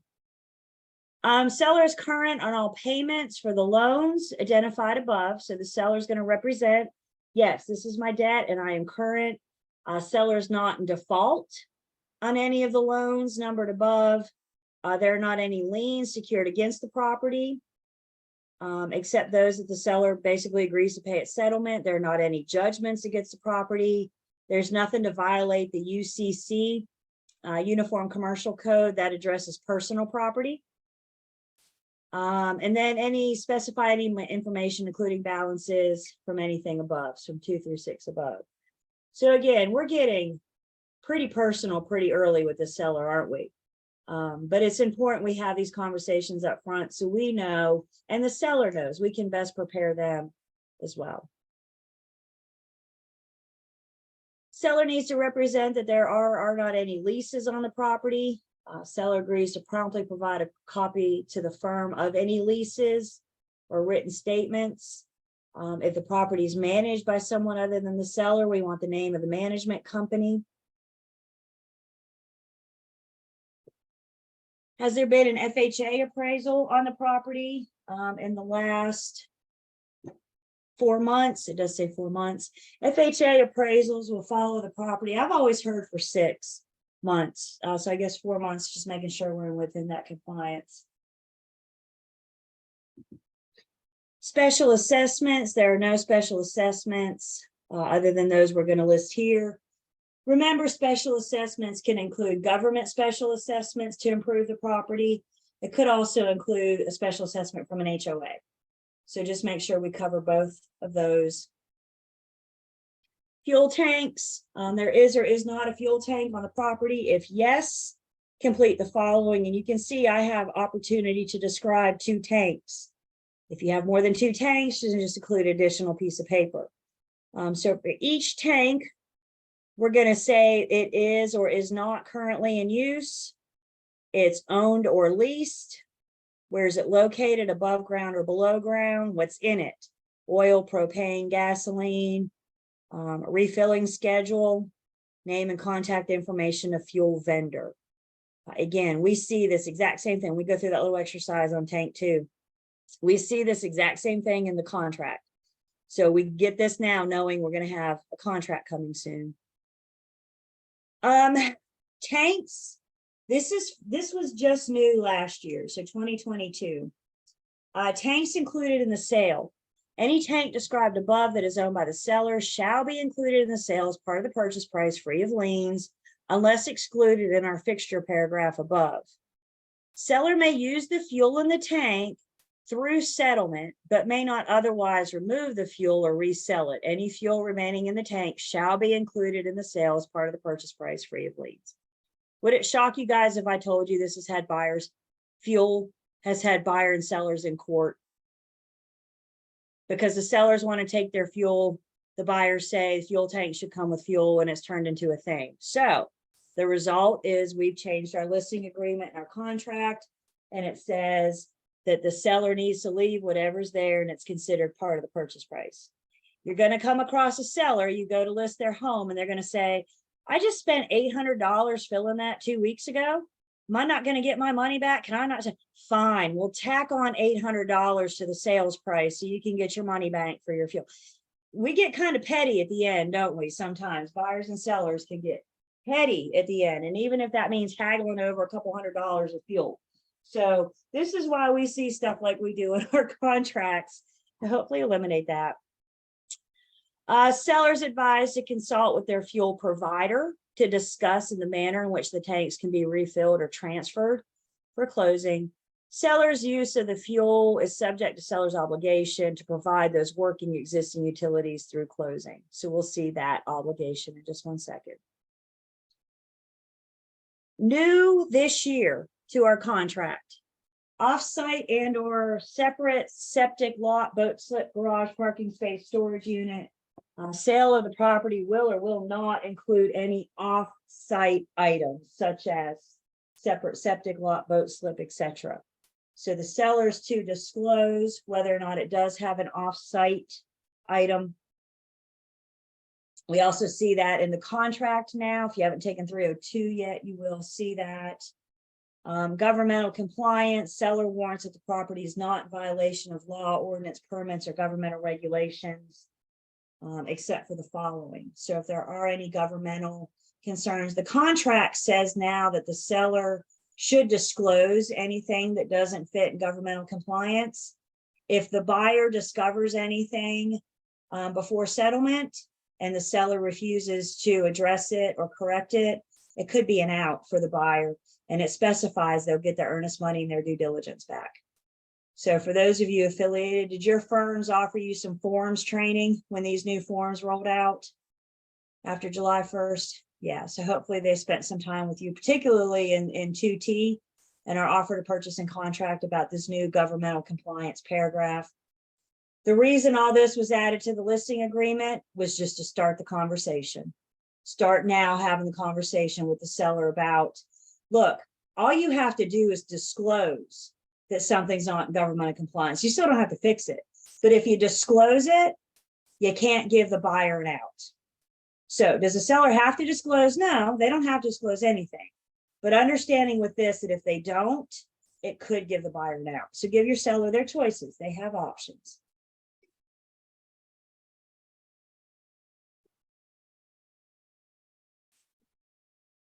Two-way street, we saw the firm's duties to the seller. So now we're going to see the seller's duties to the firms.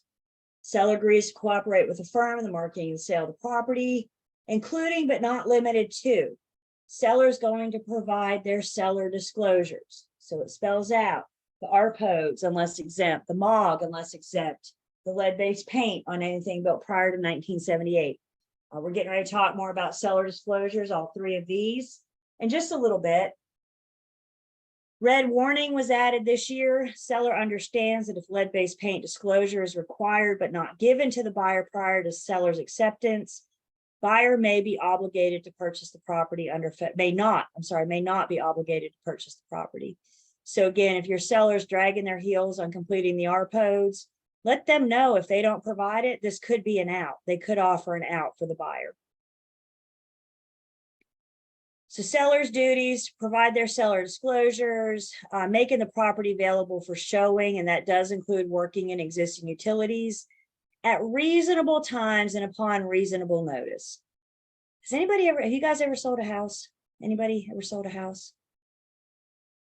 Yeah, a couple of you. Selling a house is a full-time job, isn't it? Because you got it, your home almost always has to be show ready. Right? You got to make your bed every morning. You can't just leave your bowl of cereal in the sink all day. You got to like rinse it out, put it in the dishwasher, right? I mean, it's a full-time job to have your home show ready. But the seller agrees to make it available for showings at reasonable times and upon reasonable notice. Have a conversation with your sellers about how they would like the showing instructions. Do they need an hour lead time? Do they want 24-hour lead time? Have these conversations so we can set up the showing instructions to accommodate them and their schedules.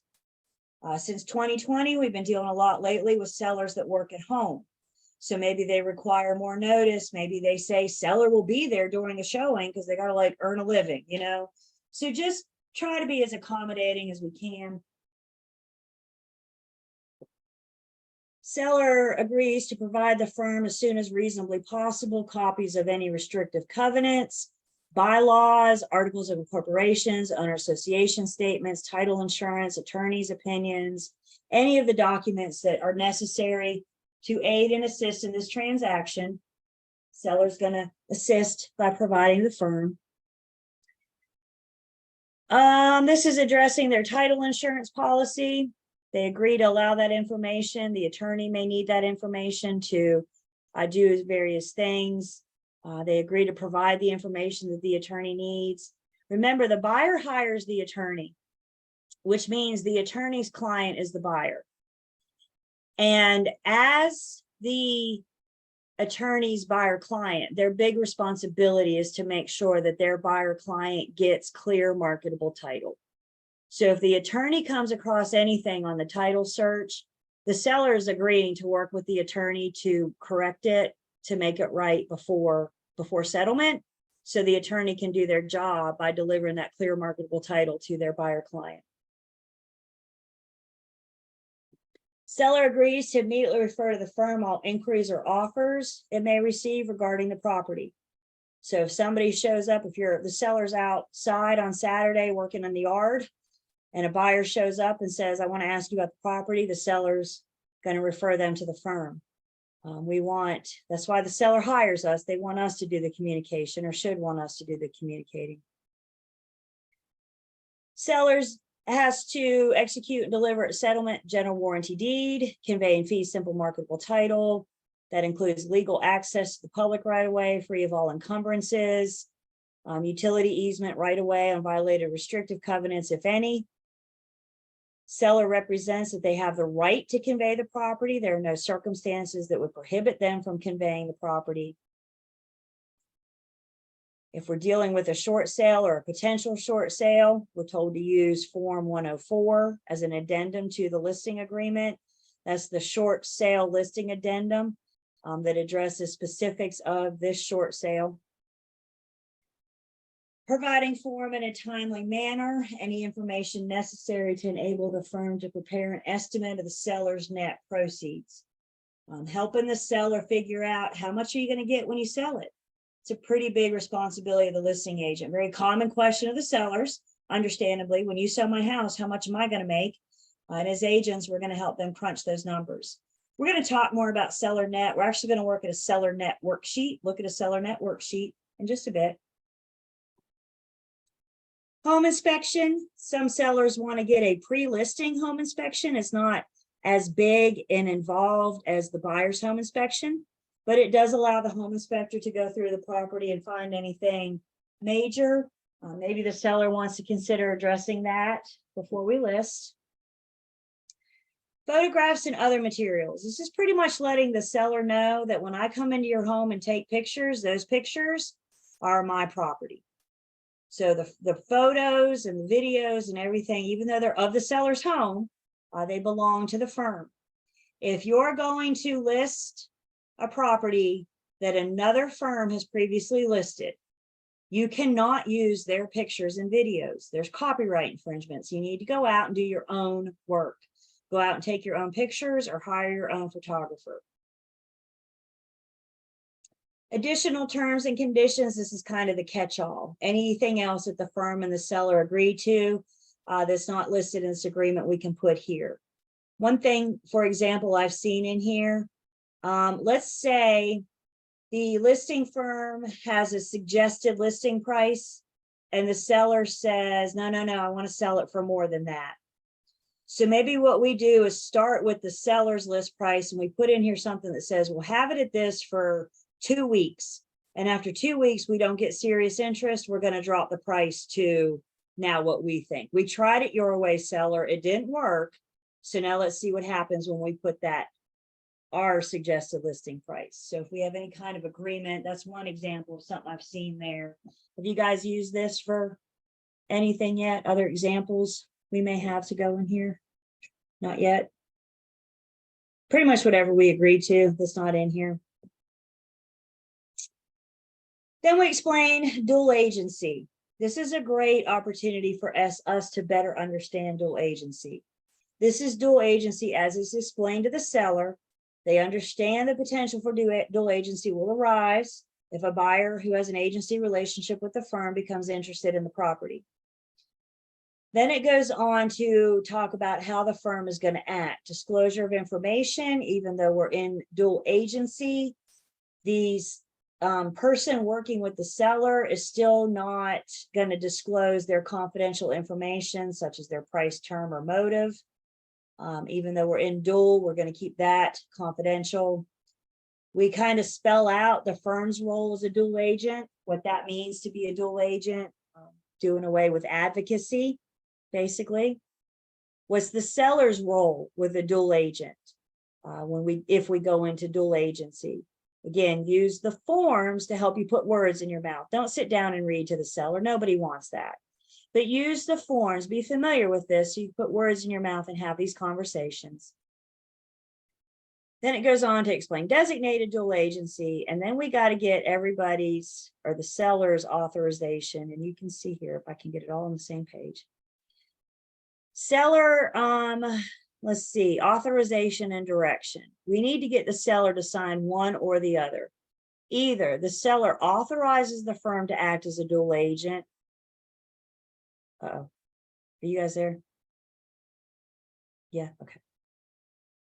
I hiccuped, so I just want to make sure I didn't freeze up. Okay, so either the seller authorizes the firm to act as a dual agent, or the seller desires exclusive representation and does not authorize dual agency. So it's a one or the other. Either, yeah, I'm okay with dual, or no, I want exclusive representation at all times and I'm not okay with dual. If they agree to dual, seller does or does not authorize the same individual agent to represent both the seller and the buyer in the transaction. If they say no here, it's still one firm, but you have one agent working with the seller and you have a different agent working with the buyer. We're still in dual because it's still one firm. And then if we say yes to dual, do we have the seller, if the firm policy allows it, do we have the seller agree to designated? Don't assume designated is automatically available. The firm has to have a policy whether or not they're going to allow it. If you don't know if your firm allows it or not, that would be a good question before you work with too many buyers or sellers. So it comes down to the firm's policy of whether or not we're going to offer designated. Questions on this, how we would want to complete this, or talk to the sellers about this? Anything about this piece?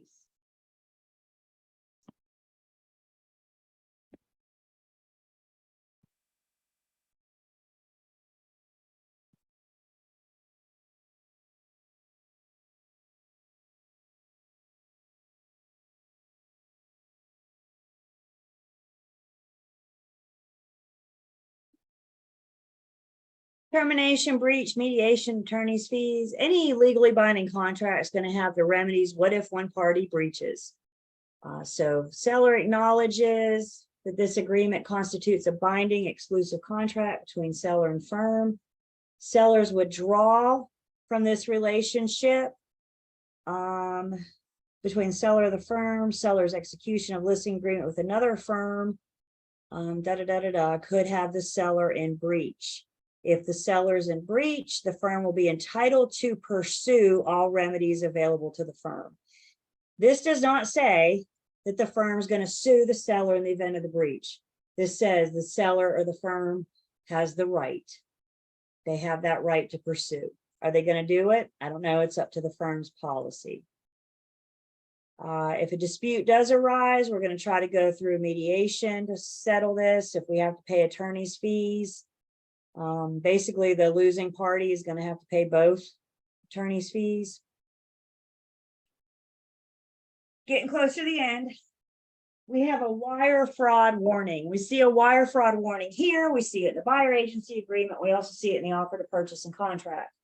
Wire fraud got really big, really fast in real estate. So with wire fraud, the best thing we can do to protect our clients is look them in the eyeball and tell them that you will never email wire transfer instructions. And then don't. Because they need to understand, if they receive an email from you with wire transfer instructions, you've been hacked, and that's the hacker sending the seller wire transfer instructions. So they don't want to follow those instructions. Y'all, my Gmail is about as secure as my closet door. This thing is easily breachable. Yes. I mean, you can put two-step verification on it, but still, it's just a Gmail email. Some of your firms may have their own in-house email. You may want to consider using that email address when communicating with buyers and sellers. There might be a little bit more security there. But if you're just using a Gmail or Yahoo, you don't have much security. And that's how the hackers get, in this case, the seller's proceeds.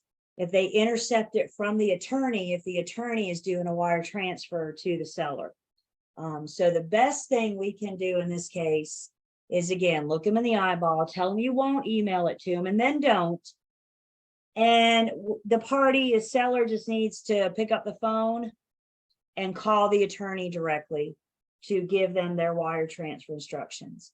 Don't have them call the attorney from a phone number in an email, because if that email is from the hacker, we got them calling the hacker trying to get wire transfer instructions. So either you give them the phone number to the attorney's office or you tell them to Google it. Don't rely on emails. I think I said yesterday, the fax is coming back. We're seeing the fax come back in the medical profession. I'm not going to be surprised if it doesn't come back in real estate one day, because it's a lot more secure than our emails.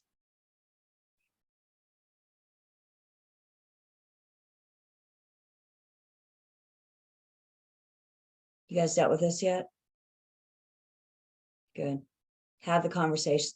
My firm even has a policy. I'm not to be involved in communication about wire transfer instructions at all. And if I do say, because some attorneys will email me, despite all these warnings, some attorneys will email me. And of course, my first inclination is to forward it to my buyers or sellers. But didn't I just tell them that I would never email them wire transfer instructions? So even when the attorney emails it to me, I still call my buyer and seller and say, you need to call the attorney. If I forward that email, my firm's got a pretty strict policy. I'll probably lose my position at the firm. They'll probably ask me to go take my services somewhere else. So we're trying to protect everybody here, agent, seller, because this is what I do know. Buyers and sellers that have lost money at the closing table due to wire fraud, when they lose that money, they're going after everybody in court. Me, you, the attorney, the paralegal, anybody that's touched it, they're going after everybody. So the best thing we can do is document everything and make sure we have that conversation with them, not to rely on those emails.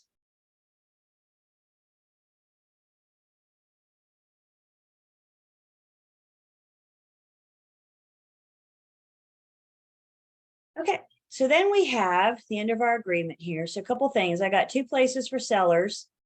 Seller has an opportunity to print and sign their name, their contact information. Again, I got 2 sellers. If you have more than 2 sellers, we have an additional signatures addendum. So you can add as many additional signatures addendum, get as many signatures as you need, get everybody on board today. Remember that estate, grandma's house, 10 grandkids, and all 10 of those grandkids are married. There's got to be 20 people to sign this agency agreement, making sure we're all on the same page today.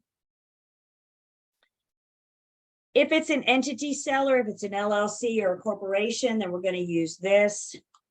And as we said, there's going to be one person of the entity that's allowed to sign on behalf of the entity. So make sure you know who you're dealing with in that entity, that you're dealing with the right person that does have the authority to sign. And then this last piece is for us. So we're going to print the name of the firm's license number, and the firm's contact information.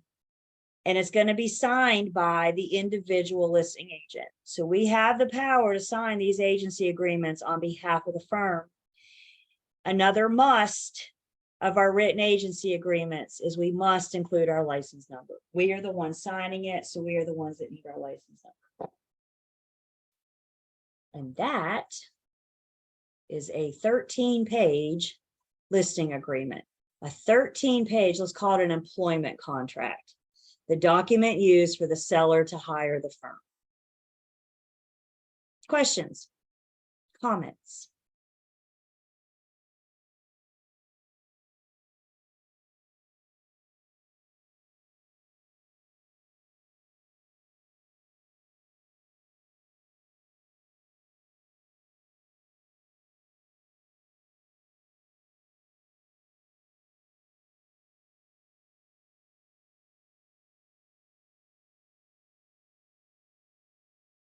So back to our PowerPoints, picking back up here. This is where we left each other yesterday. We were talking about things that the agent needs to do to get ready for the listing, the pre-listing meeting. Again, I can't stress this enough. There is no one correct order. All are going to be different. So again, this is just giving us a very broad idea of what we need to be doing to get ready, the documents we should be looking at. There's also some things that we can ask the seller to gather so they can get ready for the listing. They can get ready for us as well. Maybe we ask the seller to provide us with a copy of their deed. Yes, we can also go to the Register of Deeds and find a copy of their deed. But wouldn't it be nice to have the seller hand you a copy of the deed and you have something from the Register of Deeds so we can make sure it matches up, so we can make sure that it's accurate and that they are the same. The other reason, a good reason to see the deed is a lot of times that gives us the legal description. So getting our hands on the deed will help us get information we need to help put the property under contract. If the seller still has their survey, let's ask them for that. Not that we're going to share that with the buyer. We're going to encourage buyers to get their own survey, but it wouldn't be bad to see the seller survey because that's going to give us an idea of the property boundary, the property lines, that kind of thing. Sometimes sellers think they know their property lines, but you know, when you've lived in a home for 5, 10, 20 years, those lines kind of adjust in time, right? So by seeing that survey, that gives us a true picture of those property lines. If the property is in an HOA, we want to ask the seller to go ahead gathering their HOA docs. We just saw in the listing agreement that we need to disclose information about the HOA. But we also, a good buyer's agent is going to ask for a restrictive covenant. They're going to ask for bylaws and articles of incorporation and anything available from the HOA. So knowing this is coming, we can start asking the seller to get this stuff together now. And then, as we also saw in our listing agreement, we need approximate balances. So as we're getting the seller ready to complete the listing agreement, we can have them gather their approximate balances so we can make sure they can afford to sell. Again, if those balances start adding up to more than what you think you can sell it for, bless you. We need to sit, again, my goodness, we need to sit down and have a different conversation with the seller now, right? I know you're ready to sell, but based on these numbers that I crunched, can you afford to? Or are we looking at a possible short sale foreclosure? Like I said, sometimes sellers have to bring money to settlement. That's not an easy conversation. So let's have this up front. What questions do I have?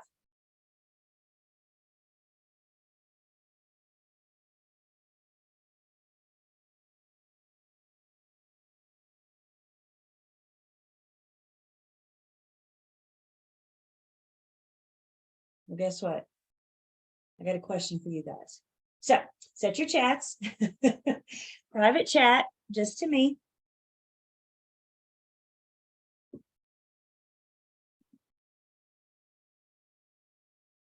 Are you ready? Tell me in a private chat, A, B, C, or D.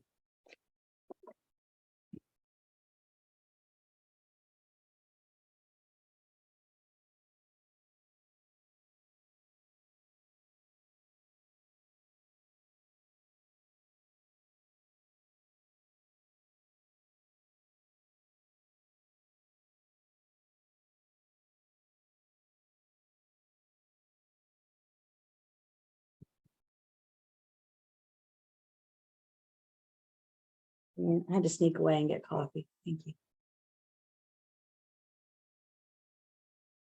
Yeah. Okay. So which of the following was true regarding a listing agreement? So let's break these down and let's look at these independently. Thumbs up for true, thumbs down for false. The listing agreement must be in writing to be legal and enforceable. What do we think? Is Roman numeral 1 true or false? I would agree. I'm getting thumbs ups. Number 1 is true. So again, with these, I don't know if we're seeing these anymore or not, but it's an interesting twist on the way we look at things. I know right away my answer is either A or C because we just gave A a thumbs up. So now let's look at Roman numeral 2. True of the listing agreement, it requires the seller to sell the property if the terms of an offer match the terms in the listing agreement. It requires the seller to sell. What do we think about that second Roman numeral? Yeah, this is again kind of the hard part of real estate. I can't make the seller sell. So even if the perfect full price cash offer, close on their date under their terms, everything that the seller ever thought that they wanted, when that offer comes in, is the seller legally obligated to accept it?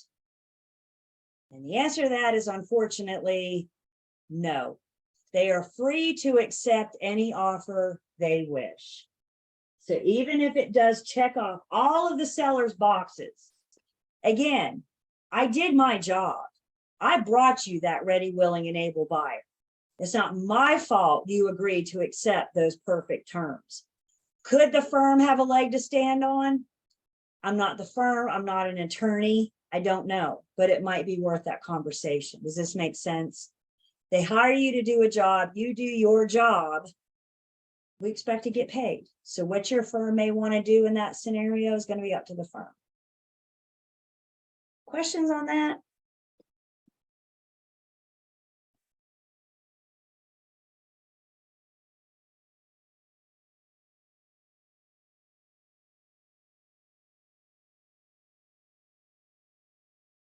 Okay. We're getting ready. Now we've done some pre-listing stuff, and I know we've already looked at the listing agreement, but now we're getting to the point where maybe we're going to go to the home and have this one-on-one conversation with the seller. We're going to go view the home. We're going to sit with the seller in the home. And again, before we get there, before we continue, there's one thing that we need to step aside for just a second and have a conversation. No matter who you're working with, buyers and sellers, when you first meet buyers and sellers, always, number one is our safety. Safety is always first. Working with buyers, working with sellers, we've got to take our safety into consideration. Remember, you guys, for the most part, we don't know these sellers. We're being invited into their home. We walk in the front door, they close and lock it behind us. So we want to make sure, we've done research, we've done inspections on the property or investigations on the property, looked up what we can. How much do we really know about the people, though? So just encourage everybody to always be safe. Sometimes safety in numbers. If you want to take somebody with you to your listing appointment, maybe the BIC to help you sell, maybe another agent, maybe you're going to co-list it, for example. If you're going to go alone, again, just do your research, learn as much as you can before you go. If you're going to go alone, make sure somebody knows where you are. Make sure somebody knows you're going on this listing appointment. I want you to, again, keep your phone available, keep it near you so you can be safe. I do think safety working with buyers is different than safety working with sellers, but we need to be aware of safety no matter who we're working with. So safety is always first. Best thing when it comes to safety is you got to trust your gut. And if your gut says this isn't safe, get out of here, you need to go. You need to go, because at the end of the day, there's no commission check worth your safety. If you don't believe me, just ask your family on the next break, and I'm sure they'll agree with me completely. So there's no amount of commission, there's no listing, there's no buyer that's worth your safety. If this doesn't feel right to you, it's probably not. And get out. The other thing with safety that we need to be aware of, especially back working with sellers, is safety for the sellers, making sure they understand about their personal items, their personal property. Again, sometimes people are there to scope out the house. Anytime we're dealing with children, we want that extra level of caution, that extra level of protection. Protecting our kids as all those family pictures go out on the internet. Making sure that they have things that, again, that they can easily slip in a pocket and walk away. Put them up. I work with a lady, when she's listing a home, she tells the sellers, like I said, they got to pack anyway. And before she lists the home, she tells the sellers to go out and get like 10 of those totes and go through the home and pack up 10 of those totes. And once you've done with that, go out and get 10 more totes and start packing those up, because that's going to take away a lot of the personal stuff. Like I said, too, we're not only trying to protect our sellers, but we also want the buyers envisioning themselves living there. And when they're looking at the seller's personal effects, it's hard for themselves. When they're looking at the seller's, let's call it junk, it's hard for the buyers to imagine themselves living there. So if nothing else, if it's not for their safety, it's going to make it easier to sell the property. I sell space, not stuff. And it's hard for us to see the space through the stuff. Have we been in these homes yet? Look at my buyer's agents, how many buyers you've been with, and you've already seen this. See, it's out there, and it's hard, you guys, for the buyer, and it's not necessarily safe for the seller. Thoughts on this?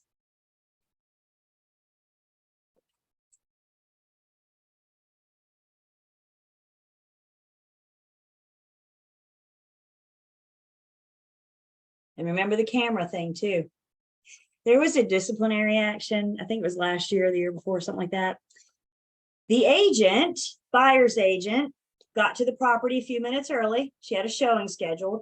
She got to the property a few minutes before her buyer, so she went through and unlocked, the doors and opened the blinds and the curtains and turned the lights on and got it show ready. As a buyer's agent, if you have time to do that, great. If not, it's okay too.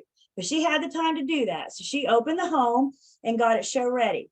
She still had some time to kill before her buyers got there. So she swung by the seller's bar and made herself a cocktail. Guess what? It was caught on video. Seller stood there and watched this woman.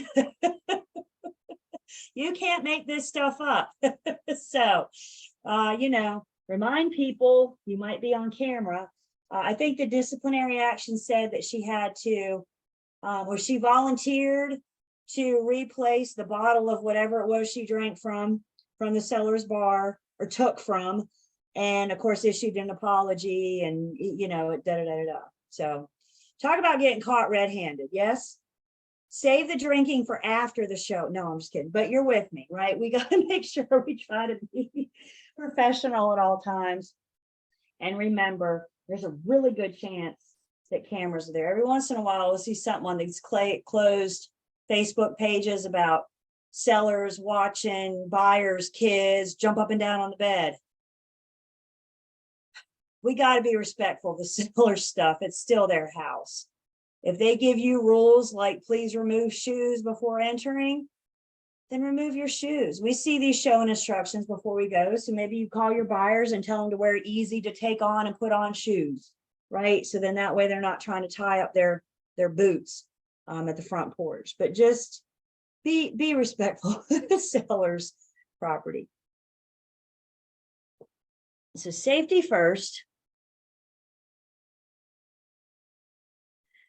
Okay, so getting pre-listing, listing meeting, we've already talked about doing our working with real estate agent disclosure. Again, if we haven't done it before the listing, if first substantial contact hasn't happened before the listing, then we know when we get there, it's going to happen soon. So the suggestion is, if we haven't done the working with real estate agent disclosure yet, let's go ahead and do it when we get there to prepare us for the listing appointment. So everybody knows where we are going into this listing appointment.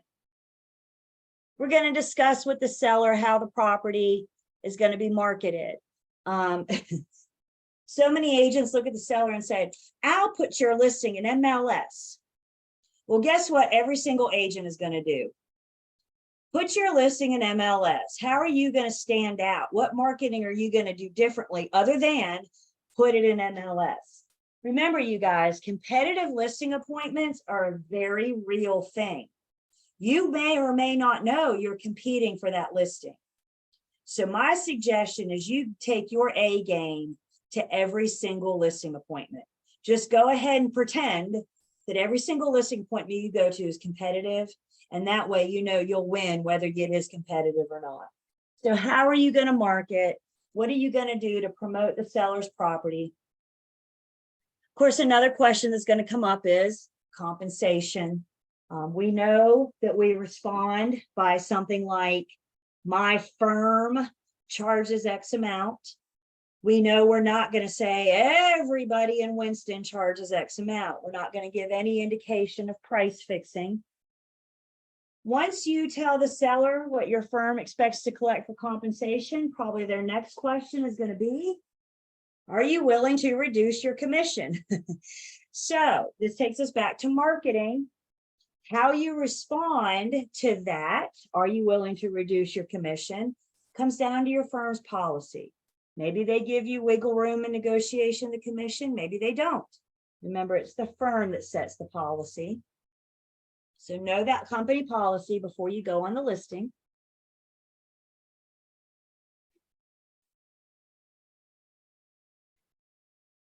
Once we know we're going to get the listing, we've signed the listing agreement, that piece is a done deal. Now we got to get it ready to list. And one of the first things we're going to get ready to do list is to inspect the property.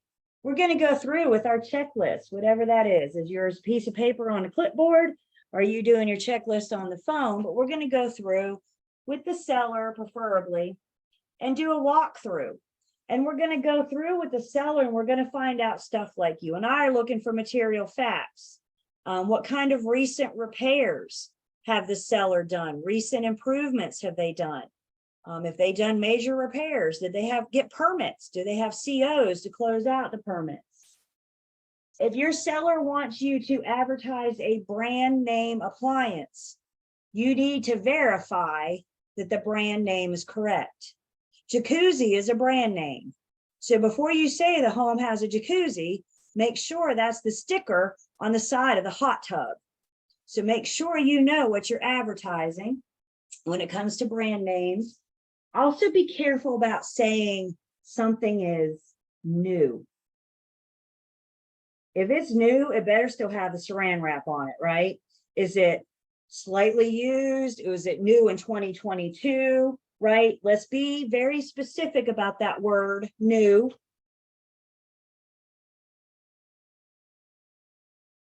But we're going through the seller.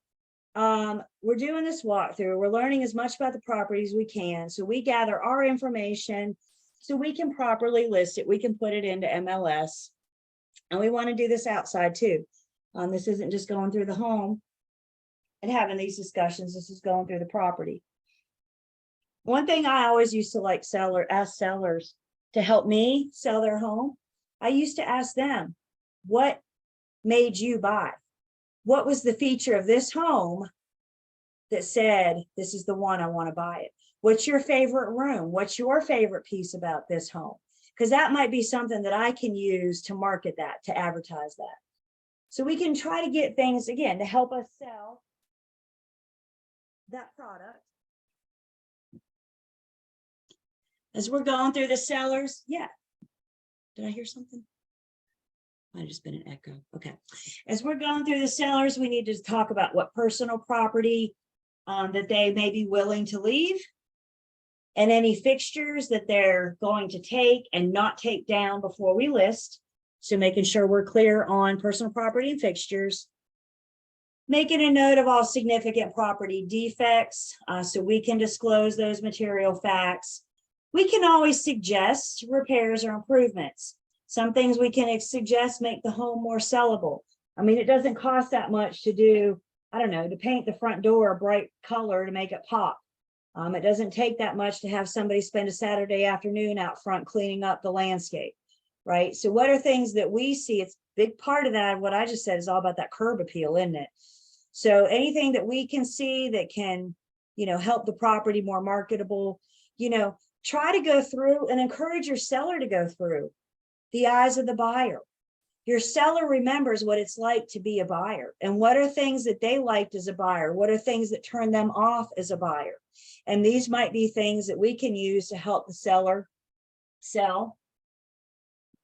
Again, we're asking about any construction, alterations. Did you have permits pulled with these major alterations, especially now with our new paragraph, the governmental compliance paragraph, and our offer to purchase and contract. Again, if the seller chooses to disclose, the buyer can't terminate because of these permits. So having these conversations up front, preparing us for when that offer comes in. Is the property on an on-site septic system? If so, we need to get a permit, a septic permit. We get that through the county's health department. If it's public sewer, this isn't a problem. But if it's on an on-site septic system, we want a permit. The permit, and most important for the listing agent, the permit tells me the number of bedrooms that I can advertise. We remember how many human heartbeats per bedroom? Septic permit allows how many human heartbeats? Yep, two human heartbeats per bedroom. What that's saying is when they tell you that this septic permit is for a 3-bedroom house, what's that saying is the septic has the capacity for 6 people. Now, keep in mind, when we talk about on-site septic systems, it's all of the water that leaves the house. So not just bathroom water, but kitchen water, dishwasher water, washing machine water. And that's how they figure per human heartbeat is on average, how much water do we use? Have you guys shown a property yet on site or listed one? And it's listed, maybe it's 3 bedrooms with an office. And you're standing in that office going, why could this be a 4th bedroom? This would make a perfectly good bedroom. Why are they calling it an office? You know why they're calling it an office? Because the septic permit says it's only 3 bedrooms. Listing agents, please listen to me. Agents have purchased on-site septic systems after closing because they improperly misrepresented the number of bedrooms. I have no idea how much one of these things go for, but I'm certain if I have to buy one, I want it to be for me and not for a buyer or seller. So make sure you get that permit. If the seller doesn't have it, we're sitting right here together anyway. Let's call the county health department and get that process started.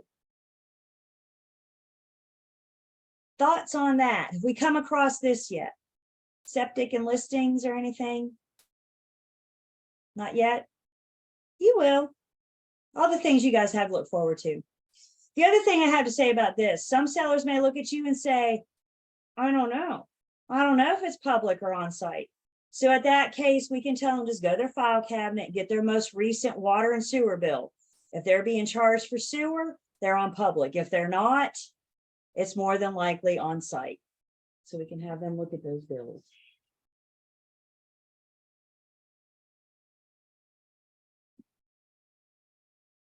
All of this, inspecting the property, trying to learn about it, much about it as we can.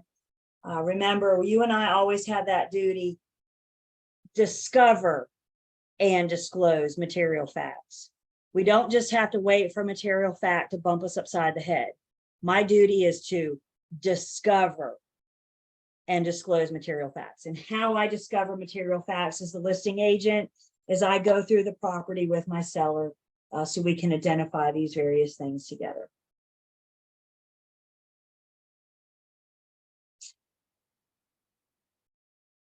Questions?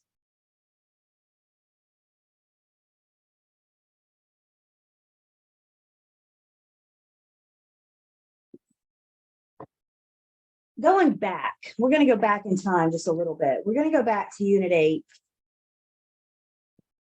And we're going to go back to page 175. Tatiana, there is a section called Other State Disclosure Laws back in chapter 8. Another conversation that we need to have with the seller is about seller disclosures. Most sellers will have to do the RPOs. Most sellers will have to do the MOGs with properties, with homes on them. RPOs is our residential property and owner association disclosure statement. The MOG is the mineral and oil and gas right disclosure. I don't feel like we have enough time together for me to say residential property and owner association disclosure statement and mineral and oil and gas rights disclosure statement every time I need to say them. So are you guys good if I say RPOs and MOG going forward? I will trip up all over those words so easily. So RPOs and MOG, we know where we are. We know we're talking about our seller disclosures. Most sellers, as I said, have to complete the RPOs, and that includes the for sale by owner. These sellers that are exempt from the RPOs, there are several, but the most common exemption from the RPOs is going to be new construction. Or if we word that a little bit differently, never before lived in dwelling. So if it's never been occupied, it's never been lived in, then it is exempt from the RPOs. As I just mentioned, for sale by owners are required to fill these things out as well. So if you're a buyer's agent that's going after the FSBO, I have a duty on behalf of my buyer to make sure that the FSBO completes the RPOs.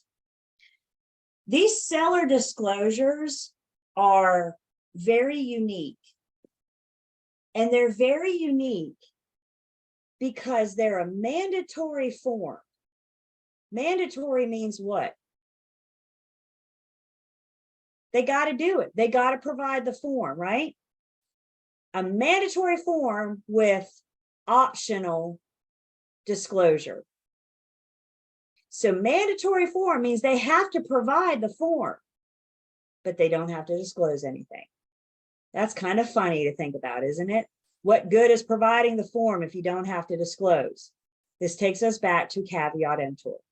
North Carolina is a buyer beware. The seller's not obligated to disclose.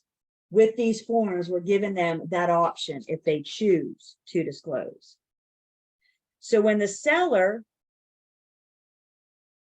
is completing this form, the RPOs in particular, they have some choices. They can go through and they can say, yes, there's an issue. They can say, no, there's not an issue. Or they can say, I'm going to hide behind caveat emptor. And I'm going to say, I'm not going to represent. I'm not telling you there is or is not. Maybe there is, maybe there isn't. But what I do know is the sellers don't have to disclose. Some sellers will choose no representation because they know they don't have to. Some sellers will choose no representation. Maybe there's been a tenant there for the last 10, 12 years and they don't know. And their best bet legally is to collect no representation. What if it's an estate? I mean, what if I were selling my parents' house? I haven't lived in my parents' house since 1995. I think they got a new roof. You know, I don't know what's going on in my parents' house. I don't live there. I don't know. I get conversations, but I don't know enough to be able to represent. I don't want you guys to assume, agents, especially new agents, you guys tend to see this no representation and assume you're dealing with a shady seller that's trying to hide something. Yes, look at you guys laugh. I hear you. Don't assume. Maybe it's a shady seller trying to hide something. Maybe they've been a landlord. Maybe it's an estate.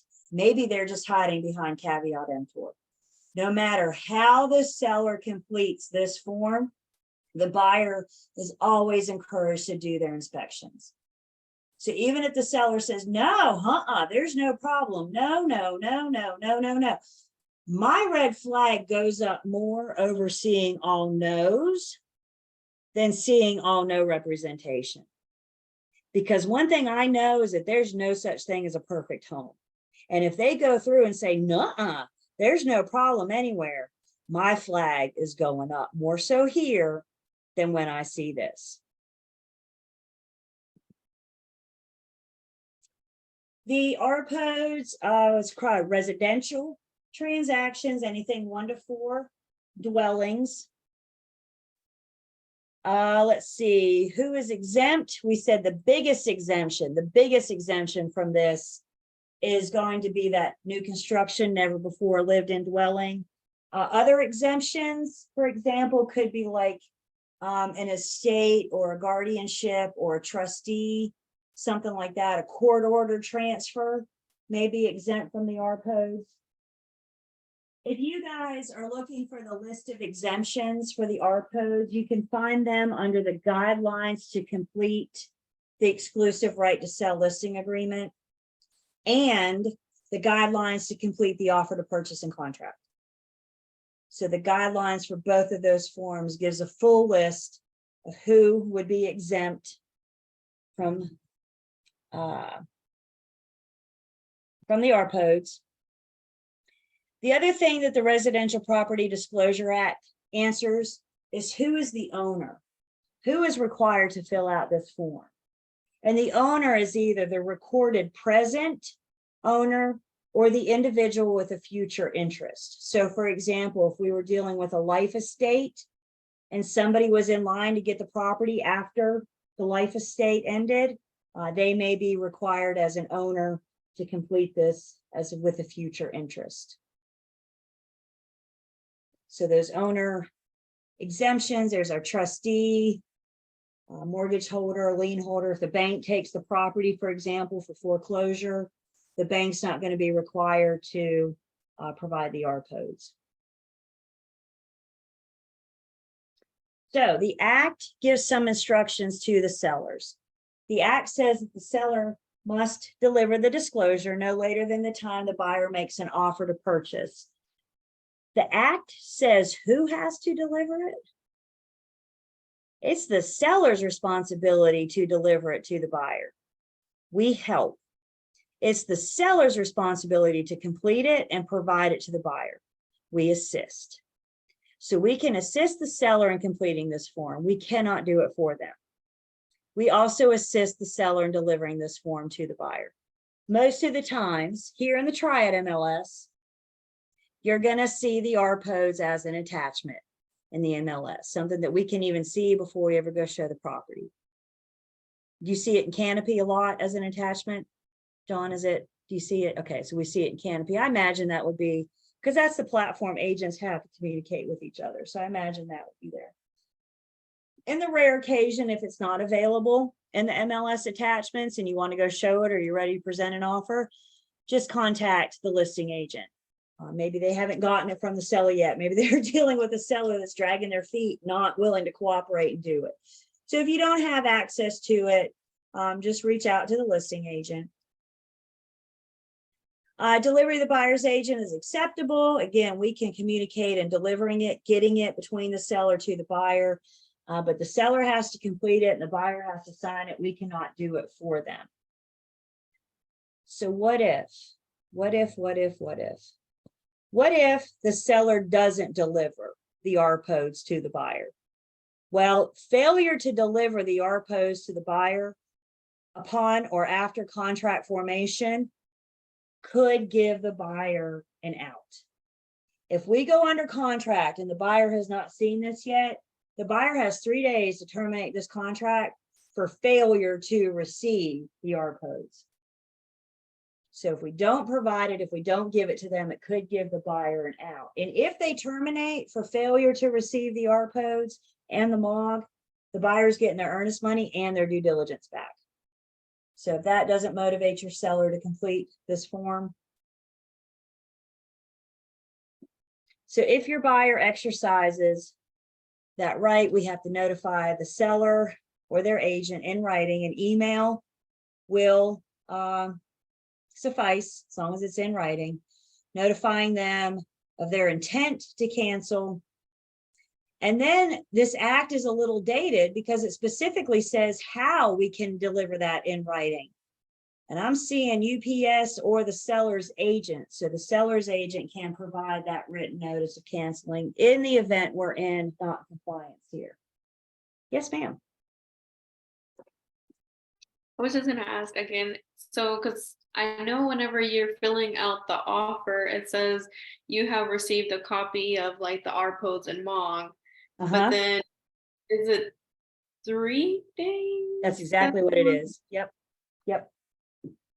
So Just- Tatiana, your contract says the buyer has to represent to the seller whether or not they've received it. So the contract says, yes, I've received it. No, I have not. In which case that buyer has 3 days to terminate and get their earnest money, their due diligence back. So that's what they're doing. They're not terminating. They're just representing to the seller whether or not they have or have not received it. The other piece of this to understand, the buyer's not signing, acknowledging that they are satisfied with the way this thing was complete. They're not saying, I really like the fact that they said no representation on every single field. What they're signing is acknowledging receipt of the form. Remember, it's a mandatory form with optional disclosure. So caveat emptor says the seller has the right to say no representation. So yep, spells it out in the contract, the buyer's remedies in the event they haven't received it, absolutely. So if they don't receive it and the buyer chooses to terminate because of failure to receive it, they'll get their earnest money and their due diligence back. And this is independent of anything else that may have to do with the buyer's due diligence. They only give you a short window. It's like 3 days from contract formation or 3 days from receipt, whichever one comes first. It's a very small window. We probably even haven't gotten the home inspector out by this point yet. It's a very, very short, very small window.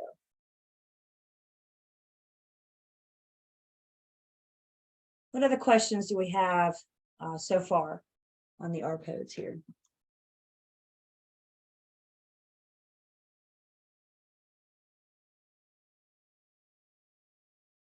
Okay.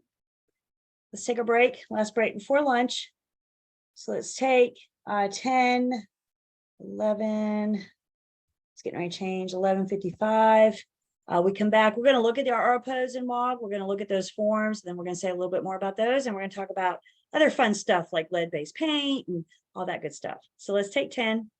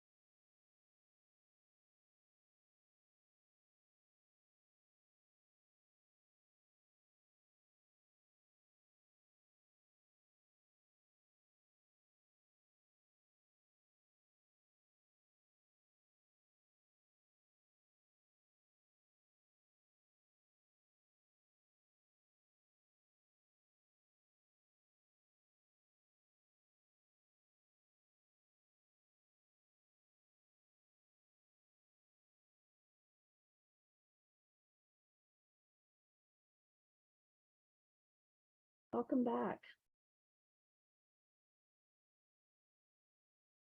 Are we starting to think about what we want to do for lunch? I'm always thinking about the next meal. That's how I roll.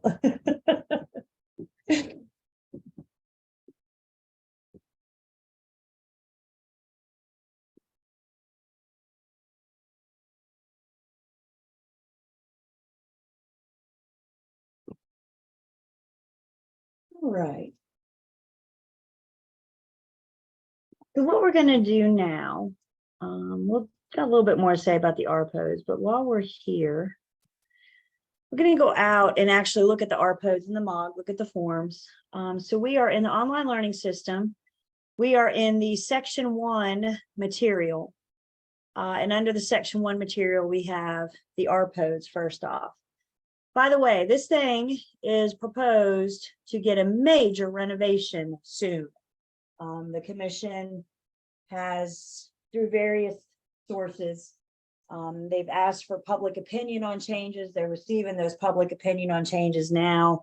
I don't have a time frame and when all this is going to go down. But I think one of the major overhauls that this form is going to get is it's going to be a little easier to read. Because what I've seen so far, it kind of looks like instead of having all this big run-on stuff, they've kind of broke it up into sections, like specifics about the structural and the roof, the electric, that kind of thing. It's going to be like 8 pages. I've seen it's 4 now. It's going to be 8. But again, the format's going to look different. It's going to be easier to see. We can blow it up and make it big on a PDF. But have you guys seen this thing on paper yet? You need your magnifying glass. And I've had several sellers look at me and say, Julie, I can't see that. That's fair. I get that. You know, I'm pulling out I now have readers. That was a fairly new addition to my wardrobe. So I get to pull out my readers now and help them read it. So the RPOs. It starts with instructions to property owners. Again, listing agents, we can use this. Don't read it to them, but we can use this to help the seller understand their duties. By the way, when it comes to the RPOs and the MOG, we will see in just a second, our responsibility is making sure that our sellers and buyers are in compliance. So these instruction to property owners explaining this is our duties to fulfill our responsibility. So who is supposed to fill out the RPOs? And then they have instructions. You must respond to each of the questions in the following by putting a check in the appropriate box. You are only obligated to disclose information about which you have actual knowledge. Again, who decides if you have actual knowledge? Should you have known? Could you have known? So we're just trying to help the seller understand there. So there are 3 options. They can check yes. If you do say yes, you're saying there's an issue with that. And then you have to explain your answer. So we're either going to describe the problem or attach in a report from a certified qualified person. The seller homeowner has the option to check a no. If you do that, you are stating that you have no actual knowledge of any problems. If you check no and you know there is a problem, you may be liable for making a misstatement. Or a third option is to check no representation, in which case the seller is choosing not to disclose the conditions or characteristics of the property, even if they have actual knowledge. If they check yes or no and something happens to make the statement incorrect. So let's say we complete this thing before we list it and the seller says, no, this isn't broke. And then during the listing, it breaks. We need to get the seller to do an updated RPOs. If when we do this one, the seller says, yes, it's broke, and then they fix it, we need to get the seller to do a new RPOs. I've seen this show up numerous of times in the disciplinary actions in the last year or so. So once we do that initial RPOs, if they say yes or no, if they say no representation, this isn't an issue. But if they say yes, it's broke, or no, it's not, and that status changes during the listing, we need to update the RPOs. Is everybody good with that? Do I have questions on that? I say things like disciplinary action, that's easy to get your attention. So hopefully that. Trying to keep y'all out of real estate jail. So we're going to keep this thing current throughout the listing. If you hired an agent, you are still responsible for completing and delivering to the buyer. The broker may disclose any, the broker must disclose any material facts about your property for which they know, regardless of your response on the disclosure statement. So not only have we had this conversation with the sellers that they don't have to disclose, but we do, they also throw this in the RPOs for us. And then you must complete the statement to the buyer no later than the time buyer makes the offer to purchase. If you do not, the buyer under certain circumstances can cancel the contract. We'll see the note to buyer in just a second. So again, this first piece, listing agents, this is a great place for us to be able to have this conversation with the sellers. Then we have a note to the buyer. If the owner does not provide you with the RPOs by the time you are making the offer to purchase, you may, under certain conditions, cancel any resulting contract without penalty to you as the buyer. To cancel the contract, you must personally deliver or mail written notice of your decision to cancel to the owner or the owner's agent within 3 calendar days following your receipt or 3 calendar days following the date of the contract. So Tatiana, there's our 3 days. So we see it here and in the contract. So that's helpful. However, no event does this disclosure act permit you to cancel after settlement of transaction, after you occupy the property, whichever occurs first. What this last sentence is saying is if the buyer has been the tenant for the last 2 years, they can't cancel because they didn't receive it because they've already been occupying the property. They've already lived there. And quite frankly, that buyer tenant probably knows the property better than the seller landlord anyway, because they've been willing to live in there. So that would be another exemption if we're doing like a rent to own. So then we have a place for the owner to list their name and the property address. Owner's signature acknowledging that they have examined the disclosure statement before signing and that all information is true and correct as of the date. Buyer acknowledges receipt of the statement, that they have examined it before signing and they understand this is not a warranty by the owner. This is not a substitute for any inspection, and that the representations are made by the owner and not the owner's agents or sub-agents. Buyers are strongly encouraged to obtain their own inspections from a licensed home inspection, as otherwise here or an appraisal. And then we have the buyer sign it. Typically, and preferably, we have the buyer sign it, and we include this when we present the offer. So we know that the buyer's seen it, the seller knows that the buyer's seen it. If you don't have it, you can't present it when you write the offer. And that's why we have options here. They can cancel the contract either 3 days of receipt or 3 days following contract formation, whichever one occurs first. Then we have a laundry list of things about the property. And you can see here, I'll let you guys look at this. We're not going to go through this. But this is the opportunity for the seller to go through. And you can see for the most part, they have options. They can select, yes, there's an issue with this. No, there is not. Or I'm going to say no representation. And again, the seller has the right to say that no representation on the entire form. We are not going to assume this is a shady seller hiding something. Maybe they are, maybe they're not. But as we know, regardless of how they complete this, the buyer's still doing their inspections and investigations. If we say yes to any of the 31 above items, 31 pieces that we're asking the sellers, if they say yes to anything, then we're asked to please explain. We're told to attach additional sheets if necessary. The rest of the RPOs, the last page and a half for now of the RPOs, is for owners association information. So if this property is not an owners association, then we don't even need to worry about this last page and a half. However, if it is in an owners association, we want the seller to give the opportunity to disclose what they know about the owners association. So is it subject to governing documents, HOA documents, covenants, etc.? Who is the HOA contact information person, the dues, that kind of thing? Are there any fees charged by the association or the management company?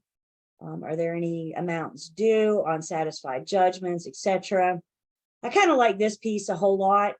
Gives the seller the opportunity to go through and identify what the HOA dues cover. Do they cover the management fee, master insurance, trash removal, that kind of thing? So buyers I know like to know that. I mean, that's a common question of buyers. What do these HOA dues cover? So if our sellers would consider completing this, then we definitely help that process along, providing that information with the buyer, to the buyer. Questions on the RPODs for now. Again, expect a major overhaul. Fun fact, the RPODs, the MOG, and the working with real estate agent disclosure are the only 3 forms provided by the North Carolina Real Estate Commission. Everything else is from NCAR. And where this has been, what the overhaul on this is, evidently there was I don't know if it was a license law or a commission rule, but the way something was written, even though this is a real estate commission form, they didn't have the power to edit it. So step 1 was to get that power override. I know that just recently happened. So now they have the power to edit it. Like I said, the sample version I saw a couple of weeks ago, they have this thing going to 8 pages, but it's a lot easier to read because it's like, this is the section on structural, this is the section on electrical, this is the section on plumbing. Kind of breaks it down into the major components about the home. I think the font might be a half a point bigger too, so we can actually see it, maybe. Maybe. Still need your readers probably, if you're looking at readers now. If you're not looking at through readers yet, the things you have to look forward to. It's coming. Questions on the RPODs?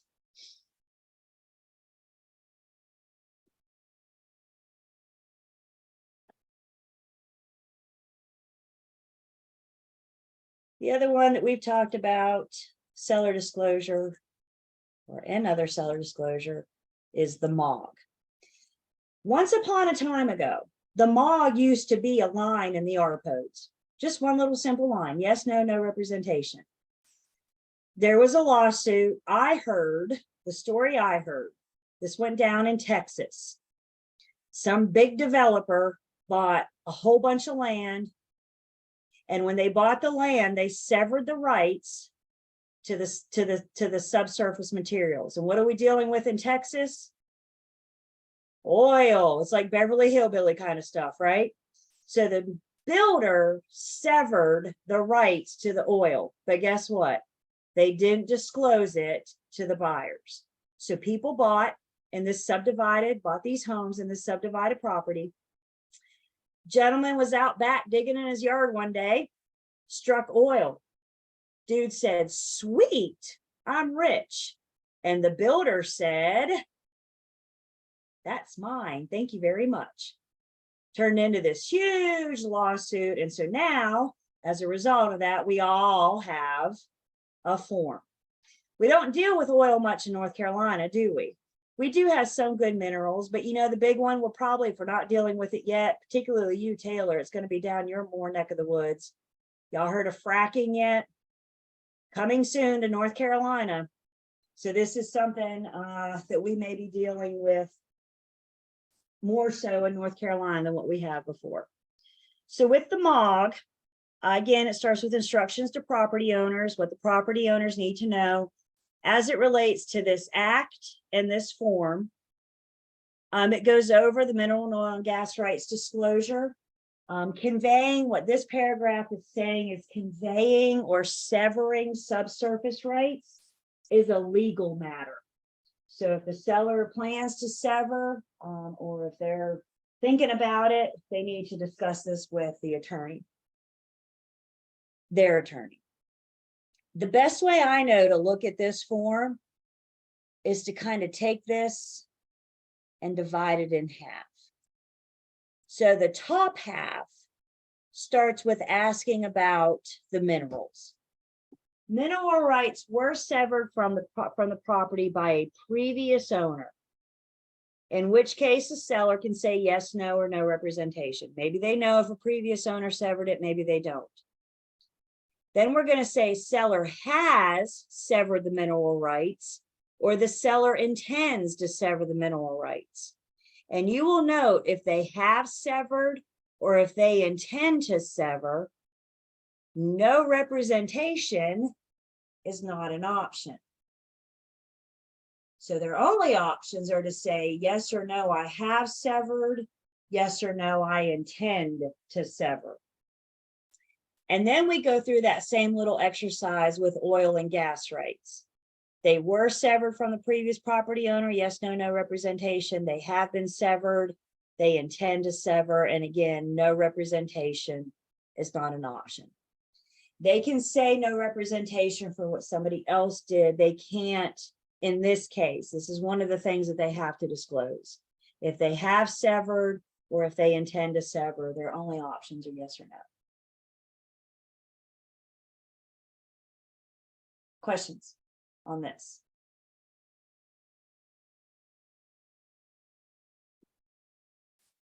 Then we have the note to purchasers, again, letting the buyer know of their option to purchase 3 days after receipt or contract formation, whichever one happens first.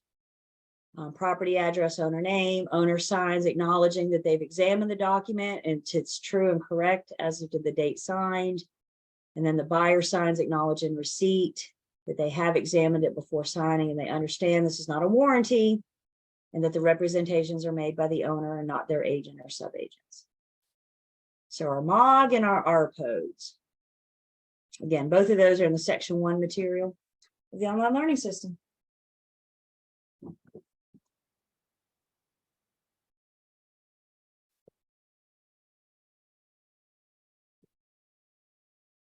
So when it comes to this MOG and RPOs, let's bring us into it. What's our role? What's our involvement with this? When it comes to us, the act says, and I know this is long and it's italicized because it's like copy and paste. So it says that the broker acting as an agent has the duty to inform each of their clients their rights and obligations under the act. Provided that the broker has done their job, the broker shall not be responsible for the owner's refusal to provide a prospective purchaser with the disclosure. I cannot complete this for them. They say, nope, I'm not going to do it, moving on. Well, you know, your buyer can cancel, they can terminate, don't care, I'm not doing this form. Guys, that's my job. All I can do is discuss their rights and obligations. Once again, I can't make anybody do anything. If you have a stubborn seller that's refusing to do this form, I need you guys to document these conversations, because if it goes down, I need you to have your proof that you tried. I need you to have your proof that you explained this to the seller, that you told them about their rights and obligations, and despite all your efforts, they still refuse to do it. Document, document, document. When in doubt, document. Yes, ma'am. I'm sorry to interrupt. I was just under the impression that that form was mandatory, correct? It is. Okay. Is. If someone refuses to complete it, then that would kind of put a gap into the, into the sale, And right? exactly, Kimberly. And if the seller refuses to complete it, that's why the buyer has an out. Yeah. Okay. Okay. That's the buyer's out. Remember, they're acknowledging receipt, not acknowledging that they're happy with the way this form was complete. All they're acknowledging is, yep, I got it. If not, they have that right to terminate. Not a big deal in this market, right? Because in this market, if this buyer walks, the seller's got other buyers standing in the front yard with offers in their hand. But what about when that pendulum swings back and we're in a buyer's market? And we've been sitting on the market for 4 months before we ever have a showing. We've been sitting on the market for 5.5 months before we get an offer. Do you think that seller wants to risk losing that buyer in that buyer's market? No, they're going to complete this thing. They should. If not, why are we working with them? Tatiana, did you have a? Yeah, I was just piggyback on Kimberly, but I was just gonna ask, like, well, what would be the process there with the buyer if they don't provide that? I mean, technically, whenever they do the title search, wouldn't that come up or no? No, not the RPOs. Mm-mm. Oh, No, the okay. attorney wouldn't have that. So So you how may would, have like, so let's say that it did for some reason go all the way through, how would the buyer know? Or how would you find out? their only out is within those 3 days. Once that 3-day window is closed, they're done. Now they could still terminate during due diligence, right? And they lose their due diligence fee, but they're only out for failure to receive this and get their due diligence and earnest money back is that 3-day window. And once that window closes, that opportunity to terminate because of this is over. So buyer's agents, if we don't have it, buyers need to understand they have a very small window if they want to exercise that right. But yeah, no, they can't sit there at the closing table and say, you know what, I never got this, so I'm not signing that paper. It is way too late by then. Good questions. Anything else? Again, just understanding our responsibility and documenting these conversations, you guys. Let me protect you. So listing agent, typically your basic duty when it comes to the act, these forms, is to explain to the seller whether or not they have the obligation to complete it. Again, those that might be exempt, we can find those in our guidelines for both the listing agreement and the offer to purchase and contract.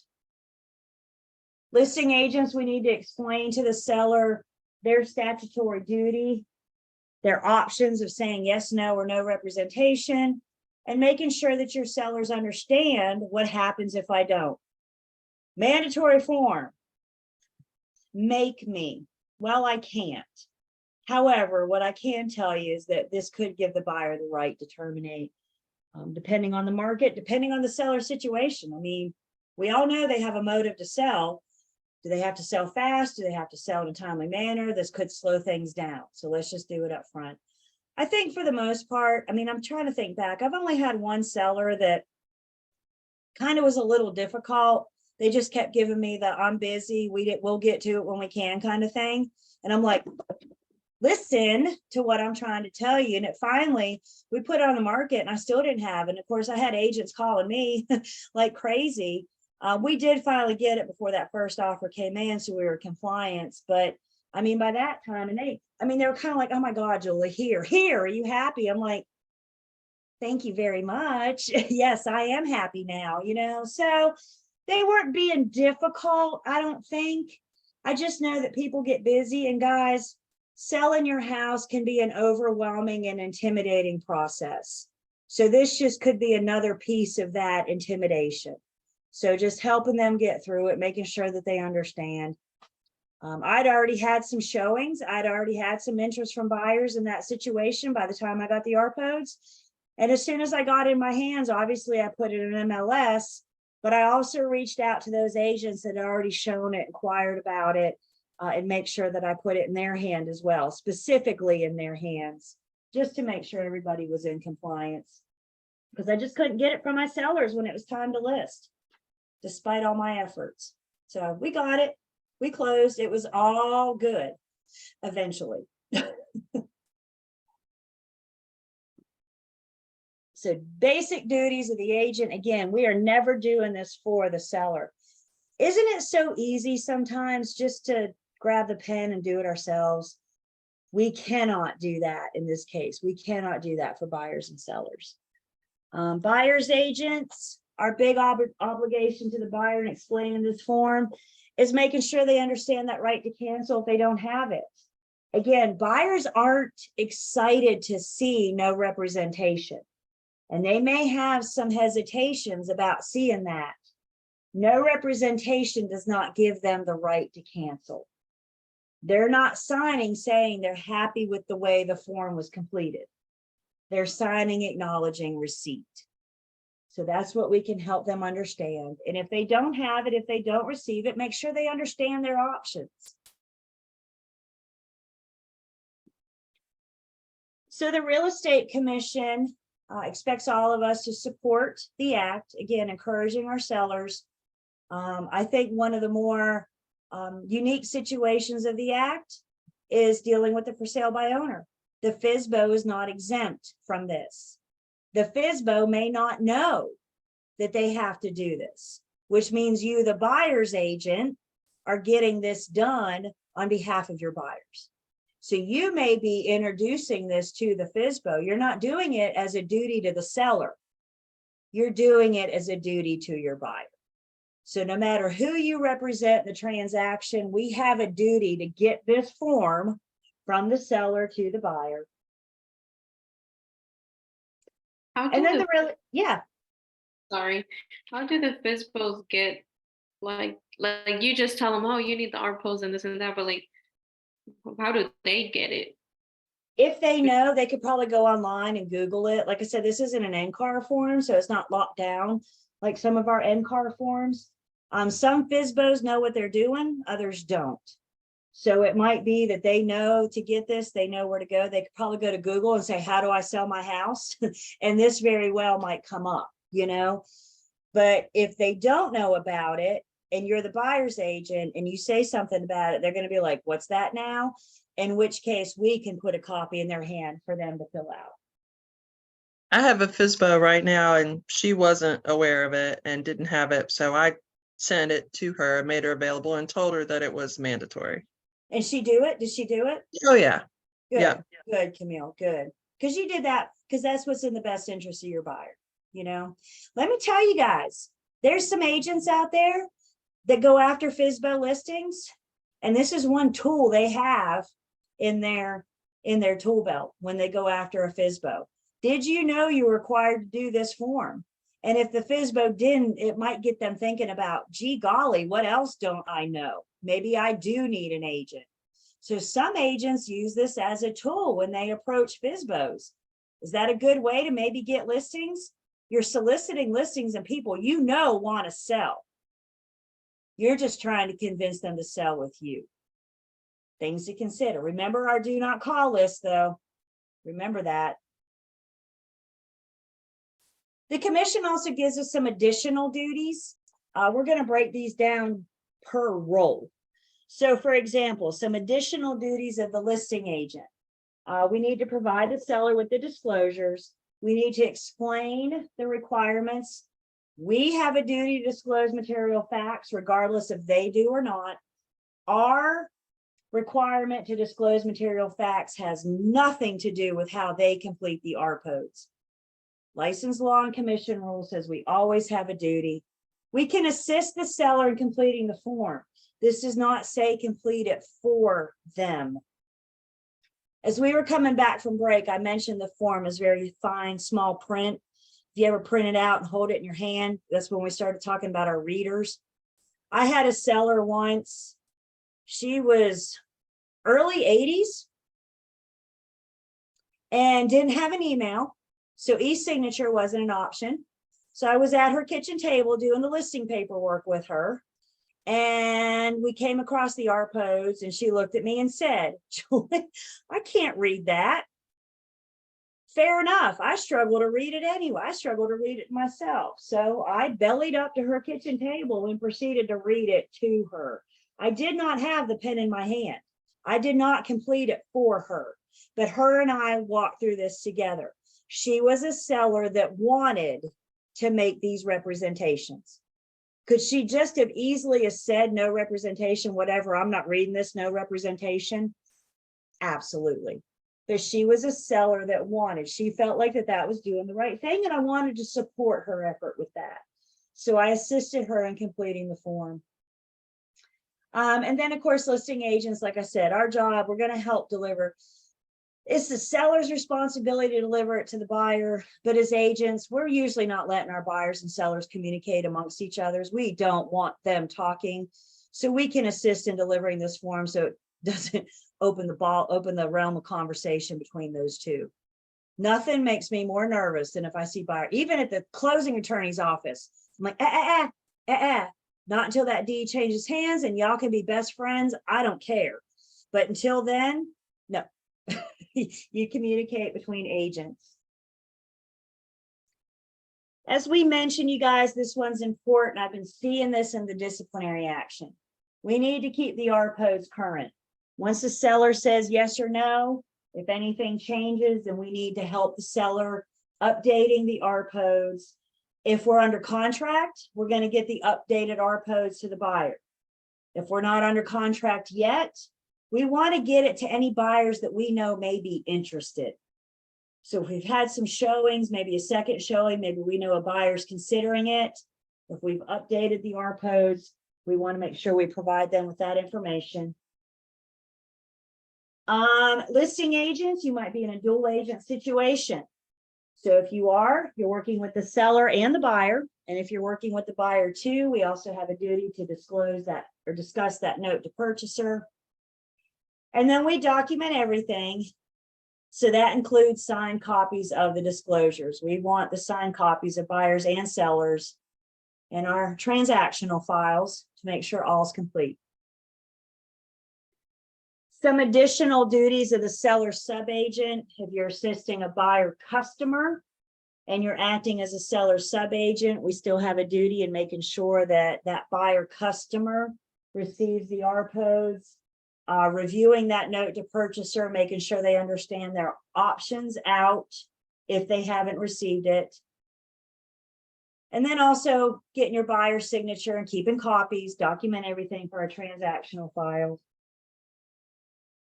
Additional duties to buyer's agents, get disclosures, get the disclosures, assist your buyer in getting those disclosures, reviewing that note to purchaser, getting them to sign it. The difference in a client versus customer, here's one difference right here. The customer, I'm not going to help them understand the form. The client, I am. If my buyer wants assistance in understanding it, or what does this mean? What is this about? We can assist them in that. That's a client level service. Customer, we just pretty much say, here you go, sign here. We're not going to help them understand it, not going to help them explain it. And please always remember, one more time for the guy way in the back, we always have a duty to disclose material facts, regardless of how the seller completes the RPOs and the MOG. If they say no or no representation, we always have a duty to disclose any known material facts. Once we know about it, we have a duty to disclose it.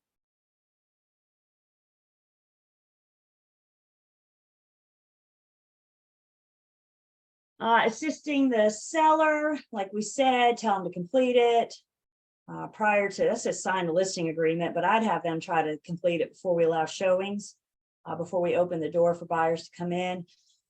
I've been fortunate. I've seen some of these completed where the sellers are very honest, and based on the RPOs, my buyers have made a decision not to see the property. So those honest sellers, when there's big issues, there was one time it said black toxic mold. Enter at your own risk. This is before the day that we all owned masks, you know? So that was one suggestion they made, is that you wear a mask. I'm like, who has a mask? Now, how many of them do we have, you know? But seriously, guys, my buyers looked at that and said, yeah, no, we're good. Had the seller not been honest and truthful with us, you know, we would have walked in the door and probably turned around and walked back out real quickly. So sometimes, in some cases, I'm very grateful to the seller. The seller just needs the right buyer. They just need the buyer that's willing to deal with black toxic mold. You need more than a spray bottle of bleach to deal with that. But the right buyer with the right tools and the right knowledge, that's not intimidating to. My first time home buyers that wanted a little bit of a project that was intimidating to them, they decided no, they didn't want it. So thankful to the seller that was, again, very upfront. We appreciated that. We just canceled that showing. Thank you, but no thank you.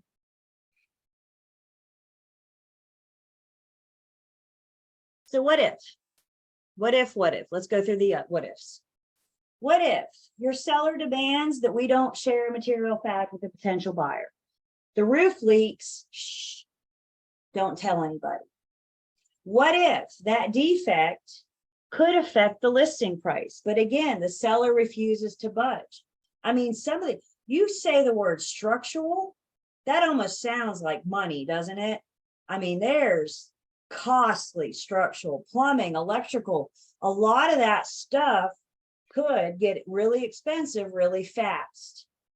And if some of these material effects, some of these defects could affect the listing price, but the seller's refusing to budge by what the CMA says, I mean, have conversations. A big part of our job is to help educate the consumers. And this might be an opportunity to remind them of our duty of disclosing material facts, remind them of our job to sell the house. When I went over my CMA, we didn't know that you had $50,000 in electrical work that needs to be done. That should affect the listing price, right? Have conversations, help educate the consumer. But guys, bottom line, if your seller's refusing to budge, your best bet might just be to walk away. Before you invest too much of your time, your energy, your marketing dollars, before you take a listing, you almost need to believe in your heart of hearts that you can sell the dang thing. Otherwise, why are you spinning your wheels and spending your time on it? There are unrealistic sellers out there. And it's up to us whether or not we choose to take on that seller, that property.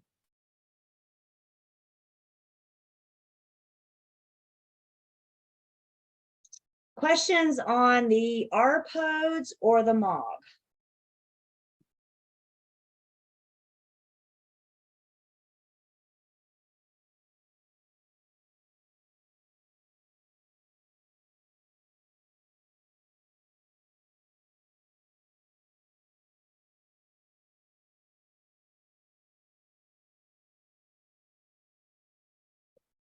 Another seller disclosure is their lead-based paint. Lead-based paint hazard addendum.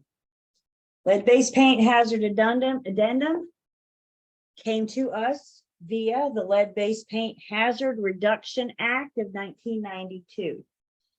And what the Lead-Based Paint Hazard Reduction Act of 1992 says is that some properties are required to disclose whether or not there may be lead in the home. And the act specifically targets any property built prior to, who remembers that magic year of lead-based paint? 1978. 1978. Anything built prior to 1978. Understand, these forms, this Lead-Based Paint Hazard Reduction Act of 1992, it does not say your home was built prior to 1978, so it has lead in it. What these forms, what this act says is, because your home was built prior to 1978, it may have lead in it. We banned lead in paint in 1978. I'm not making guarantees. We're just saying there's a good chance because of the year that it was built.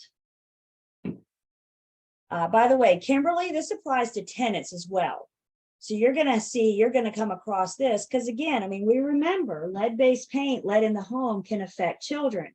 Those little developing bodies, those little developing organs, and tenants come with kids too, right? So we have certain duties and obligations to the tenants, particularly to help them better understand before they move in with their young children. One tool that we have at our disposal is from the EPA, and it's their booklet, Protect Your Family from Lead in Your Home. If you're interested in this booklet, if you're with a firm, they may have a copy in your transactional documentation in your files with all your forms. If they don't, you can always just go to EPA's website and look for the lead-based paint booklet. So you can get your hands on it. This is just educating the consumer. Again, maybe it be for sale or for rent, educating the consumer about the potential concerns, the potential issues with lead in the home.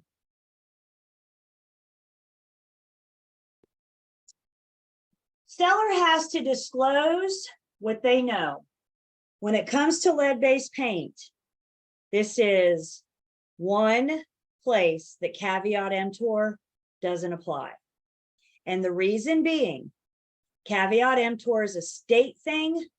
Lead-based paint hazard reduction act of 1992 is a federal thing. Federal overrides state. When it comes to lead-based paint, sellers must disclose what they know.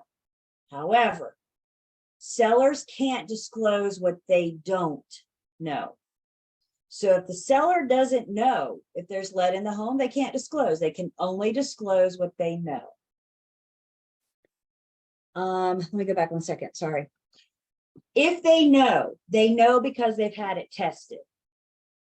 If they've had it tested, they know of lead-based paint and they have records and reports. And our form says that that's something that they need to make available to potential buyers or tenants. So if they know, they have the documentation.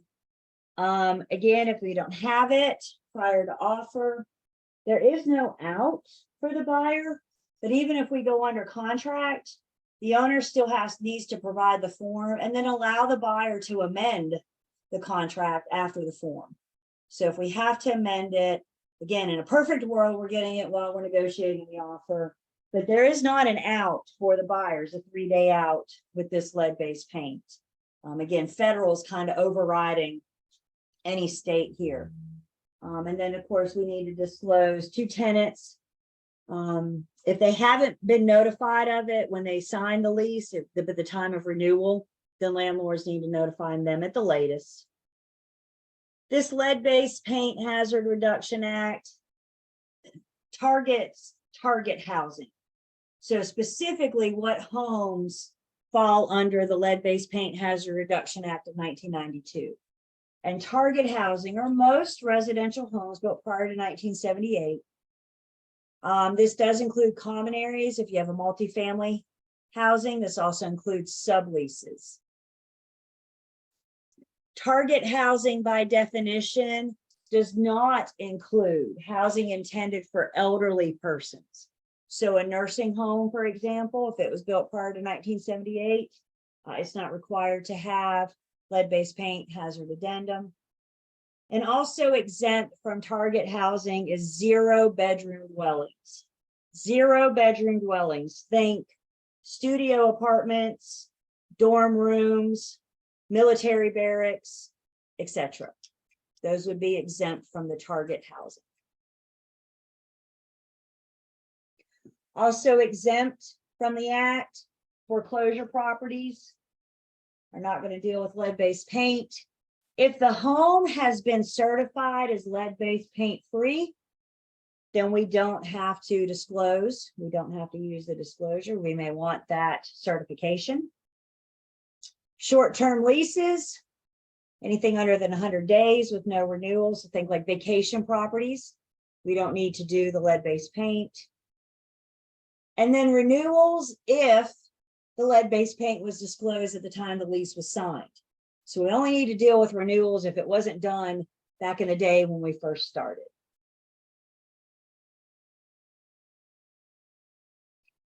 When it comes to the Lead-Based Paint Act, what's our responsibility? Well, first off, before we talk about our responsibility, understand that the Lead-Based Paint Hazard Reduction Act, first off, defined in their terms the word agent.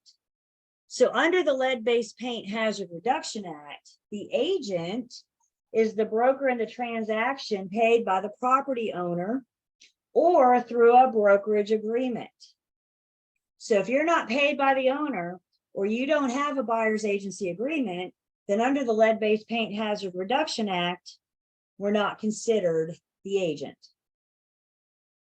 So we either need to be paid by the owner or through your brokerage firm with the listing agreement. The only time we wouldn't be an agent is when the buyer's agent's paid by the buyer. So we're not paid by the owner and we don't have a listing agreement. Remember we talked about yesterday this lawsuit with NAR and DOJ, and I'm just guessing here, but one possible outcome could be buyers paying their agents and sellers paying their agents, as opposed to seller paying everybody. If that outcome happens, this is going to get interesting, because there may be a lot of people that feel that they're exempt because now they're the buyer's agent, be paid by the buyer. So this will have to get revamped. This is something they'll have to hopefully address. So we have clarification on that.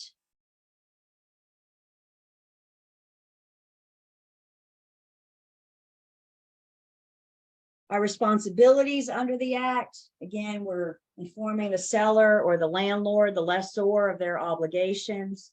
We're making sure everybody's in compliance with the rules. Once again, I can't make anybody do anything, but we can help educate the consumer, have the conversation, let them know, again, this is a federal act. So failure to comply, we're not just dealing with the state level anymore. Do I have any HGTV fans on the call? HGTV? You guys don't want to admit it, do you? That's okay. I don't blame you. All right, turn it off. Y'all know that mess isn't real, right? All right, so my HGTV fans, y'all know your friends, Chip and Joanna. They got themselves in trouble under the federal act a couple years ago. They made the headlines. I believe they had to pay a hefty fine. I don't remember exactly the details, but they were not in compliance with the Lead-Based Paint Hazard Reduction Act of 1992. So they suffered those consequences. Evidently, Chip and Joanna make a lot more money than me because they paid their fines and kept going, didn't skip a beat. It's real though. I guess that's one thing I learned from that. Even reality TV stars have to follow like real life federal and state laws. And that's what we learned from that incident. So ensuring that everybody follows the rules. If we ensure compliance with the rules, again, I cannot be liable if somebody refuses to do it. So all we can do is explain to the sellers their importance to properly complete it. We'll see that that the buyer has to acknowledge receipt of various things. So all we can do is just go over the responsibilities, the obligations of both parties. If they refuse to do it, I can't make them. But again, to protect yourselves, I want you guys to document your attempts to try. If these conversations happen face to face, I need you to go home and pound out an email talking about, per our conversation, federal law says you complete this disclosure.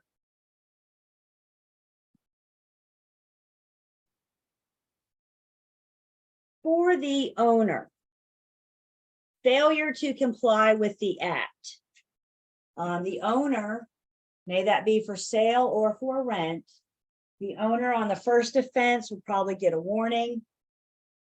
After the first offense, they may start getting a little more severe. They may issue an injunction. An injunction is a legal stop. So if the judge puts an injunction on you, you're stopped, you've finished doing whatever it is you're doing here. There could be civil penalties, looking at fines up to $10,000 per violation for not complying with the act. You could be looking at a civil suit for actual damages, criminal prosecution. In addition to sellers facing enforcement penalties, if the agent's found liable for not doing their job, in other words, if you don't have your documentation saying that you did, we could also be suffered under these penalties as well with civil suit, criminal prosecution. And don't forget, when agents are involved, in addition, we could also face disciplinary action by the North Carolina Real Estate Commission. So again, our responsibility is making sure that we explain the duties and roles and responsibilities to the buyers and sellers.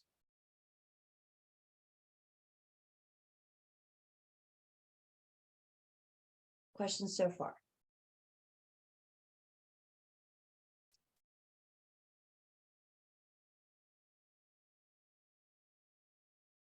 I got more to say about the act, but I'm also watching our time too.